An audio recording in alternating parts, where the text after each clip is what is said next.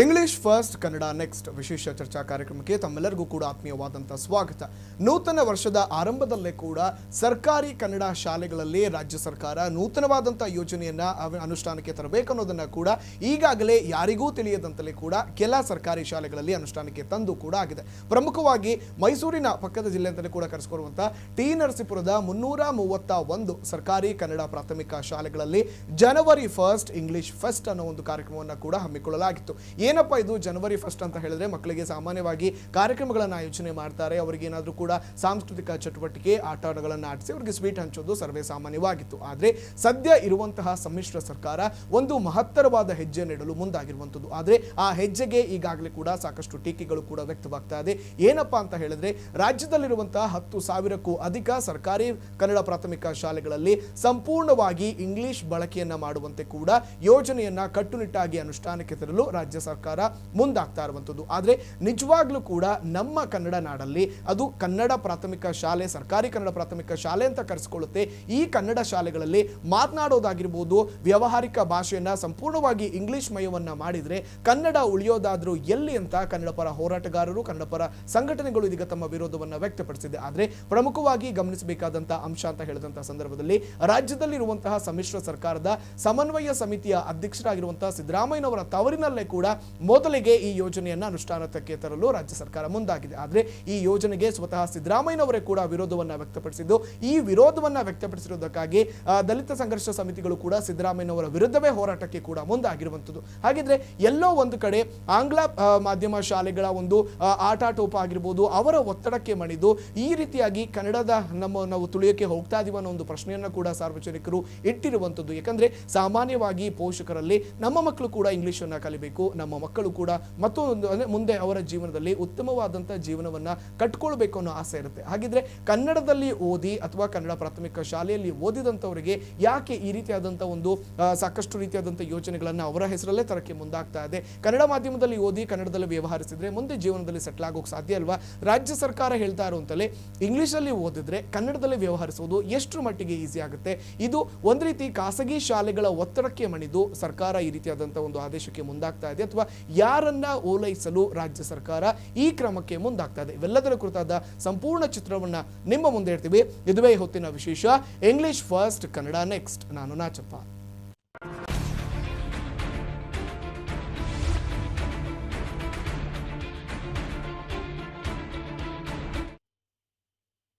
ಎಂದಿನಂತೆ ವಿಚಾರದ ಕುರಿತು ತಮ್ಮ ಅಭಿಪ್ರಾಯವನ್ನು ವ್ಯಕ್ತಪಡಿಸಲು ಮೂವರು ಅತಿಥಿಗಳು ನನ್ನೊಟ್ಟಿಗೆ ಪ್ಯಾನಲ್ ಅಲ್ಲಿ ಜಾಯ್ನ್ ಆಗಿದ್ದಾರೆ. ಮೊದಲಿಗೆ ಅವರನ್ನ ಕಾರ್ಯಕ್ರಮಕ್ಕೆ ಸ್ವಾಗತಿಸೋಣ. ಕೌಟಿಲ್ಯ ವಿದ್ಯಾಲಯದ ಪ್ರಾಂಶುಪಾಲರಾಗಿರುವಂತಹ ಡಾಕ್ಟರ್ ಸವಿತಾ ಅವರು ಕೂಡ ಬಂದಿದ್ದಾರೆ. ಮೇಡಮ್, ಕಾರ್ಯಕ್ರಮಕ್ಕೆ ಆತ್ಮೀಯವಾದಂತಹ ಸ್ವಾಗತ. ಇನ್ನು ಕನ್ನಡ ಕಾರ್ಯಕರ್ತರಾಗಿರುವಂತಹ ಅರವಿಂದ್ ಶರ್ಮಾ ಅವರು ಕೂಡ ಬಂದಿದ್ದಾರೆ. ಸರ್, ನಿಮಗೂ ಕೂಡ ಕಾರ್ಯಕ್ರಮಕ್ಕೆ ಸ್ವಾಗತ. ಹಾಗೆಯೇ ಮಾಜಿ ಪಾಲಿಕೆ ಸದಸ್ಯರಾಗಿರುವಂತವರು ಸ್ನೇಕ್ಷಾಮ್ ಅವರು ಕೂಡ ಬಂದಿದ್ದಾರೆ. ಸರ್, ನಿಮಗೂ ಕೂಡ ಕಾರ್ಯಕ್ರಮಕ್ಕೆ ಆತ್ಮೀಯವಾದಂತಹ ಸ್ವಾಗತ. ಮೇಡಮ್ ಸವಿತಾ ಅವರೇ, ನಾನು ನಿಮ್ಮಿಂದನೇ ಕೂಡ ಮೊದಲಿಗೆ ಆರಂಭ ಮಾಡ್ತೀನಿ. ಯಾಕಂದ್ರೆ ನೀವು ಕೂಡ ಒಬ್ಬರು ಶಿಕ್ಷಕಿಯಾಗಿ ಸಾಕಷ್ಟು ವರ್ಷಗಳಿಂದ ತಮ್ಮದೇ ಆದಂಥ ಸೇವೆಯನ್ನು ಮಾಡ್ತಾ ಬರ್ತಿದ್ರೆ. ಒಂದು ಹೇಳಬೇಕು ಅಂದ್ರೆ ನಮ್ಮ ರಾಜ್ಯದಲ್ಲಿ ಕನ್ನಡಕ್ಕೆ ಇತ್ತೀಚಿನ ದಿನಗಳಲ್ಲಿ ಪ್ರಾಶಸ್ತ್ಯ ಕಮ್ಮಿ ಆಗ್ತಾ ಇರೋದನ್ನ ನಾವು ದಿನನಿತ್ಯ ನೋಡ್ತಾನೆ ಹೋಗ್ತಾ ಇದೀವಿ. ಅಳಿದುಳಿದಿರುವಂತಹ ಕನ್ನಡ ಪ್ರಾಥಮಿಕ ಅಥವಾ ಸರ್ಕಾರಿ ಶಾಲೆಗಳಲ್ಲಿ ಕನ್ನಡವನ್ನ ಬಳಸೋದನ್ನ ಈ ರೀತಿಯಾಗಿ ಕಡಿಮೆ ಮಾಡಲು ರಾಜ್ಯ ಸರ್ಕಾರ ಮಹತ್ತರವಾದಂತಹ ಚಿಂತನೆಯನ್ನು ನಡೆಸಿದೆ. ಮೊದಲಿಗೆ ಈ ಚಿಂತನೆಗೆ ನಿಮ್ಮ ಪ್ರತಿಕ್ರಿಯೆ? ಇದನ್ನ ಇವತ್ತು ನಾನು ಎಲ್ಲ ನ್ಯೂಸ್ ಪೇಪರ್ನಲ್ಲಿ ಓದಿದಾಗ ಅಥವಾ ನಿನ್ನೆ ಕೆಲವು ಮೀಡಿಯಾದಲ್ಲಿ ತಿಳ್ಕೊಂಡಾಗ ಅಲ್ಲಿ ಕ್ಲಾರಿಟಿ ಇಲ್ಲ. ಹೌದು, ಇದನ್ನ ಯಾಕೆ ಇಷ್ಟು ಸಡನ್ ಆಗಿ ಇಂಟ್ರೊಡ್ಯೂಸ್ ಆಗಿದೆ ಅಥವಾ ಇದರದ್ದು ಉದ್ದೇಶ ಏನು ಅಂತ ನೋಡುವಾಗ ನಮಗೆ ಕೇವಲ ಅಲ್ಲಿ ಜಸ್ಟಿಫಿಕೇಶನ್ ಕಾಣೋದೇನೆಂದರೆ ಮಕ್ಕಳಲ್ಲಿ ಇಂಗ್ಲೀಷನ್ನು ಮಾತಾಡೋದ್ರಿಂದ ಅವರಲ್ಲಿ ಕಾನ್ಫಿಡೆನ್ಸ್ ಲೆವೆಲ್ ಹೆಚ್ಚಾಗಬೇಕು ಅನ್ನೋದನ್ನು ಒಂದು ಮೇಜರ್ ರೀಸನ್ ಆಗಿ ನಾವು ನೋಡಿದ್ವಿ. ಸೊ ನನಗೆ ಕಂಪ್ಲೀಟ್ ಆ ಪ್ರೋಗ್ರಾಮಿನ ಏನು ಡಿಸೈನ್ ಇದೆ, ಉದ್ದೇಶ ಏನಿದೆ, ಇದನ್ನು ಎಷ್ಟು ವರ್ಷಗಳ ಕಾಲ ಮಾಡ್ತಾರೆ, ಇದು ಯಾವುದೇ ಮಾಹಿತಿ ಇಲ್ಲದೆ ಇರೋದ್ರಿಂದ ನನ್ನ ಅನಿಸಿಕೆ ಏನಂದರೆ ಮಕ್ಕಳಿಗೆ ಇಂಗ್ಲೀಷ್ ಅಷ್ಟೇ ಅಂತಲ್ಲ, ಯಾವುದೇ ಒಂದಾಗಲಿ ಭಾಷೆಯನ್ನು ಪ್ರಾಥಮಿಕ ಶಿಕ್ಷಣದಲ್ಲಿ ತುಂಬ ಹೆಚ್ಚಾಗಿ ಒತ್ತು ಕೊಟ್ಟು ಚೆನ್ನಾಗಿ ಕಲಿಸ್ಬೇಕು. ಆ್ಯಂಡ್ ಪ್ರತಿಯೊಂದು ನಾವು ಲಿಂಗ್ವಿಸ್ಟಿಕ್ ರಿಪೋರ್ಟ್ಗಳನ್ನು ತಗೊಂಡಾಗೆಲ್ಲ ನೋಡ್ಬೋದು, ಒಂದು ಪ್ರಾಥಮಿಕ ಶಾಲೆಯ ವಿದ್ಯಾರ್ಥಿಯಲ್ಲಿ 14 ಭಾಷೆಗಳನ್ನು ಕಲಿಯುವಷ್ಟು ಒಂದು ಶಕ್ತಿ ಕೆಪಾಸಿಟಿ ಇರುತ್ತೆ ಆ ಮಕ್ಕಳಿಗೆ. ಆದರೆ ಏನಂದರೆ ಅದನ್ನು ಹೇಗೆ ನಾವು ಕಲಿಸ್ಕೊಡ್ತೀವಿ, ಎಷ್ಟು ಎಕ್ಸ್ಪೋಜರ್ ಕೊಡ್ತೀವಿ, ಎಷ್ಟು ಸೈಂಟಿಫಿಕ್ ಆಗಿ ಇಂಟ್ರೊಡ್ಯೂಸ್ ಮಾಡ್ತೀವಿ ಅನ್ನೋದು ಕೂಡ ಇಂಪಾರ್ಟೆಂಟ್ ಆಗುತ್ತೆ. ನಾನು ಇವತ್ತಿನ ರಿಪೋರ್ಟಲ್ಲಿ ನೋಡ್ತಾ ಇದ್ದೆ, 15 ದಿನದಿಂದ ವಿದ್ಯಾರ್ಥಿಗಳಿಗೆ ಇದ್ರ ಬಗ್ಗೆ ಒಂದು ಟ್ರೈನಿಂಗ್ ಕೊಟ್ಟು ಟೀಚರ್ಸಿಗೆ ಕೂಡ ಟ್ರೈನಿಂಗ್. ಅಂದರೆ ಈ 15 ದಿನದಲ್ಲಿ ಯಾವ ರೀತಿ ಟ್ರೈನಿಂಗ್ ಕೊಡೋಕ್ಕೆ ಸಾಧ್ಯ? ಅಫ್ಕೋರ್ಸ್ ಮಕ್ಕಳಿಗೆ ನಾನು ಇಂಗ್ಲೀಷ್ ಮಾತಾಡಬೇಕು ಅನ್ನೋ ಆಸೆ ಇರುತ್ತೆ, ಅದರಲ್ಲಿ ತಪ್ಪೇನೂ ಇಲ್ಲ. ಆದರೆ ನಮ್ಮ ಈಗಾಗಲೇ ನಡೀತಾ ಇರುವಂಥ ಕನ್ನಡ ಮಾಧ್ಯಮದ ಶಾಲೆಗಳಲ್ಲಿ ವರ್ಷದ ಕೊನೆಗೆ ಬಂದಿದ್ದೀವಿ. ಈಗ ಇನ್ನೊಂದು 2 ತಿಂಗಳು 3 ತಿಂಗಳು ಅಷ್ಟೇ ಪಾಠ ನಡೆಯೋದು. ಈ ಸಂದರ್ಭದಲ್ಲಿ ಇದನ್ನು ಇಂಟ್ರೊಡ್ಯೂಸ್ ಮಾಡಿರೋದು ಇದು ಪೈಲಟ್ ಪ್ರಾಜೆಕ್ಟ್ ಆಗಿ ತಗೊಂಡಿದ್ದಾರಾ ಅಥವಾ ಎಕ್ಸ್ಪೆರಿಮೆಂಟ್ ಅದು ಕ್ಲಾರಿಟಿ ಇಲ್ಲ ಅಂತ ಅನ್ನಿಸ್ತು. ಆದರೆ ಮಕ್ಕಳು ಯಾವಾಗ ಇಂಗ್ಲೀಷಲ್ಲಿ ಮಾತಾಡ್ತಿದ್ದಾರೆ, ಅವರೇ ಸ್ವಂತವಾಗಿ ಒಂದು ಕಥೆಯನ್ನು ಏನೋ ಒಂದು ಎಕ್ಸ್ಟೆಂಪೋ ಸ್ಪೀಚನ್ನು ಹೇಳ್ತಿದ್ದಾರೆ ಅಂದರೆ ಖಂಡಿತವಾಗ್ಲೂ ಯಾವುದೇ ಮಾಧ್ಯಮದಲ್ಲಿ ಓದುವಂಥ ವಿದ್ಯಾರ್ಥಿಗೆ ಅವಕಾಶಗಳ ಕೊರತೆ ಇರಬಾರ್ದು. ಎಲ್ಲ ಮಕ್ಕಳಿಗೂ ಎಲ್ಲವನ್ನೂ ಕಲಿಯುವಂಥ ಅವಕಾಶಗಳನ್ನು ಸರ್ಕಾರದಲ್ಲಿ ಕಲ್ಪಿಸ್ಕೊಡ್ಬೇಕು. ನನಗೆ ಒಂದು ಕಡೆ ಸಂತೋಷ ಆಯಿತು, ಆ ಮಕ್ಕಳಿಗೆ ಎಲ್ಲೋ ಒಂದು ಅವಕಾಶ ಸಿಗ್ತಾ ಇದೆ. ಅವರು ಹೋಗಿ ಉತ್ಸಾಹದಿಂದ ಹೊಸದನ್ನು ಕಲ್ತ್ಕೊಂಡು ಬರ್ತಾರೆ. ಅಥವಾ ಅವರಲ್ಲಿ ಏನೋ ಒಂದು ಕೀಳರಿಮೆ ಇದೆ ವಿದ್ಯಾರ್ಥಿಗಳಲ್ಲಿ, ನಮಗೆ ಇಂಗ್ಲಿಷ್ ಬರೋದಿಲ್ಲ ಅನ್ನೋದು ಕನ್ನಡ ಮಾಧ್ಯಮದವರು ಅಂತ ಅದನ್ನು ತೆಗೆದುಹಾಕೋ ನಿಟ್ಟಿನಲ್ಲಿ ಇದು ಒಂದು ಒಳ್ಳೆ ಇನಿಷಿಯೇಟಿವ್. ಆದರೆ ತುಂಬ ಕ್ಲಾರಿಟಿಯ ಕೊರತೆ ಇದೆ ಅನ್ನೋದು ನನ್ನ ಒಪಿನಿಯನ್. ಓಕೆ, ಮಾತನಾಡ್ತೀನಿ ಮೇಡಮ್. ಎಸ್, ಅರವಿಂದ್ ಶರ್ಮಾ ಅವರೇ, ನೀವೇನು ಹೇಳ್ತೀರಿ? ಯಾಕಂದರೆ ಮೊದಲೇದಾಗಿ ಈ ರೀತಿಯಾದಂಥ ಯೋಜನೆಗಳನ್ನು ಸಾಕಷ್ಟು ಹಿಂದಿನಿಂದಲೂ ಕೂಡ ಯೋಚನೆ ಮಾಡಿದಾಗ ಕನ್ನಡ ಪರ ಸಂಘಟನೆಗಳು ಎಲ್ಲರೂ ಕೂಡ ಅದಕ್ಕೆ ವಿರೋಧವನ್ನು ವ್ಯಕ್ತಪಡಿಸಿದರು. ಈಗಾಗಲೇ ಕೂಡ ಸರ್ಕಾರಿ ಶಾಲೆಗಳಲ್ಲಿ ಏನು ಈ ರೀತಿಯಾಗಿ ಮಕ್ಕಳ ಒಂದು ಅಟೆಂಡೆನ್ಸ್ ಏನಿದೆ ಅದು ತೀರಾ ಕಡಿಮೆ ಆಗ್ತಾ ಇದೆ ಅಂತ ಹೇಳಿ ಇರುವಂಥದ್ದನ್ನ ಕೂಡ ಮುಚ್ಚುತ್ತಾ ಬರ್ತಾ ಇದ್ದಾರೆ. ಈ ರೀತಿ ಆದಂಥ ಸಂದರ್ಭದಲ್ಲಿ ನಮ್ಮ ಈ ಒಂದು ಸರ್ಕಾರಿ ಕನ್ನಡ ಶಾಲೆಗಳಲ್ಲಿ ಇಂಗ್ಲೀಷನ್ನು ಹೇಳ್ಕೊಡೋದಾದರೆ ಪ್ರೈವೇಟ್ ಇನ್ಸ್ಟಿಟ್ಯೂಷನ್ಸ್ಗೂ ನಮ್ಮ ಸರ್ಕಾರಿ ಇನ್ಸ್ಟಿಟ್ಯೂಷನ್ಸ್ಗೂ ಏನು ಡಿಫ್ರೆನ್ಸ್ ಇರುತ್ತೆ, ನೀವೇನು ಹೇಳ್ತೀರಾ? ಮೊದಲನೇದಾಗಿ ಹೇಳಬೇಕು ಅಂತಂದರೆ ನವೆಂಬರ್ 1ನೇ ತಾರೀಕಿಂದ ಕುಮಾರಸ್ವಾಮಿ ಅವರು ಆದೇಶ ಹೊರಡಿಸಿದ್ರು, ಎಲ್ಲ ಸರ್ಕಾರಿ ಕಡತಗಳು ಕನ್ನಡದಲ್ಲೇ ಇರಬೇಕು ಅಂತ. ರೇವಣ್ಣ ಅವರು ಒಂದು ಸ್ಟೇಟ್ಮೆಂಟನ್ನು ಕೊಟ್ಟಿದ್ರು, ನಾವು ಆಂಗ್ಲ ಮಾಧ್ಯಮ ಶಾಲೆಯನ್ನು ಶುರು ಮಾಡ್ತೀವಿ ಅಂದ್ಬಿಟ್ಟು. ಈ ಇಬ್ಬಂದಿ ನೀತಿ ಏನಕ್ಕೆ? ಕನ್ನಡವನ್ನು ಉಳಿಸಿ ಬೆಳೆಸೋದಕ್ಕೆ ಇವತ್ತು ಎಷ್ಟು ಕಷ್ಟ ಇದೆ ಅಂತಂದರೆ ಕನ್ನಡದ ಅಂಕಿಅಂಶಗಳು ಇವತ್ತು ಕಣ್ಮರೆ ಆಗ್ತಾ ಇದೆ. ಕನ್ನಡದ ಅಂಕಿಅಂಶಗಳಲ್ಲಿ ಬರೀತಕ್ಕಂಥ ಸಂದರ್ಭದಲ್ಲಿ ಮಕ್ಕಳುಗಳಿಗೆ ಇದು ಯಾವ ಭಾಷೆ ಅಂತಲೇ ಗೊತ್ತಾಗದಿರುವಂಥ ಪರಿಸ್ಥಿತಿ ಉದ್ಭವ ಆಗಿದೆ. ಇಂಥ ಒಂದು ಸಂದರ್ಭಗಳಲ್ಲಿ ಕನ್ನಡನ ಉಳಿಸುವಂಥ ನಿಟ್ಟಿನಲ್ಲಿ ಕೆಲಸಗಳನ್ನು ಮಾಡಬೇಕು. ನೆರೆ ರಾಜ್ಯ ತಮಿಳುನಾಡಲ್ಲಿ ಉನ್ನತ ಶಿಕ್ಷಣ, ಇಂಜಿನಿಯರಿಂಗ್ ಇರ್ಬೋದು, ಮೆಡಿಕಲ್ ಇರ್ಬೋದು, ಅದನ್ನು ಮಾತೃಭಾಷೆಯಲ್ಲೇ ಕಳಿಸೋದಕ್ಕೆ ಮುಂದಾಗಿದ್ದಾರೆ. ಇದು ಫ್ರಾನ್ಸು, ಫಿಲಿಪೈನ್ಸು ಅಲ್ಲೆಲ್ಲ ಮಾಡಿರ್ತಕ್ಕಂಥದ್ದು. ಅಂಥ ಒಂದು ಪ್ರಯೋಗವನ್ನು ಮಾಡ್ತಿರ್ತಕ್ಕಂಥ ಸಂದರ್ಭದಲ್ಲಿ ನಮ್ಮ ರಾಜ್ಯದ ದುರ್ದೈವ ಅಂತ ಹೇಳ್ಬೋದು ಇದನ್ನು. ತಾತಯ್ಯ ಅವರು ಒಂದು ಮಾತು ಹೇಳ್ತಾರೆ. ತಾತಯ್ಯ ಅವರು ಪತ್ರಿಕೋದ್ಯಮ ಭೀಷ್ಮ ಅಂತಂದ್ಬಿಟ್ಟು ಹೇಳ್ತಾರೆ. ಅವತ್ತಿನ ಕಾಲದಲ್ಲಿ ಅವರು 15 ಪತ್ರಿಕೆಗಳಿಗೆ ಸಂಪಾದಕರ ಕೆಲಸ ಮಾಡ್ತಾಯಿದ್ರು. ಅವ್ರದ್ದೇ ಒಂದು ಪತ್ರಿಕೆಗಳಿತ್ತು.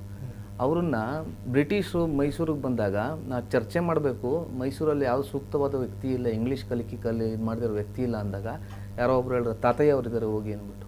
ಅವರು ಕನ್ನಡದಲ್ಲೇ ಮೇಧಾವಿಯಾಗಿರ್ತಕ್ಕಂಥವ್ರು. ಅವರು ಒಂದು ಮಾತು ಹೇಳಿದರು, ಕನ್ನಡವನ್ನು ಪರಿಪೂರ್ಣವಾಗಿ ಕಲಿತವನು ಯಾವ ಭಾಷೆಯನ್ನು ಮಾತಾಡ್ತಕ್ಕಂಥ ಶಕ್ತಿಯನ್ನು ಹೊಂದಿರ್ತಾರೆ ಅಂತ ಹೇಳಿದ್ರು.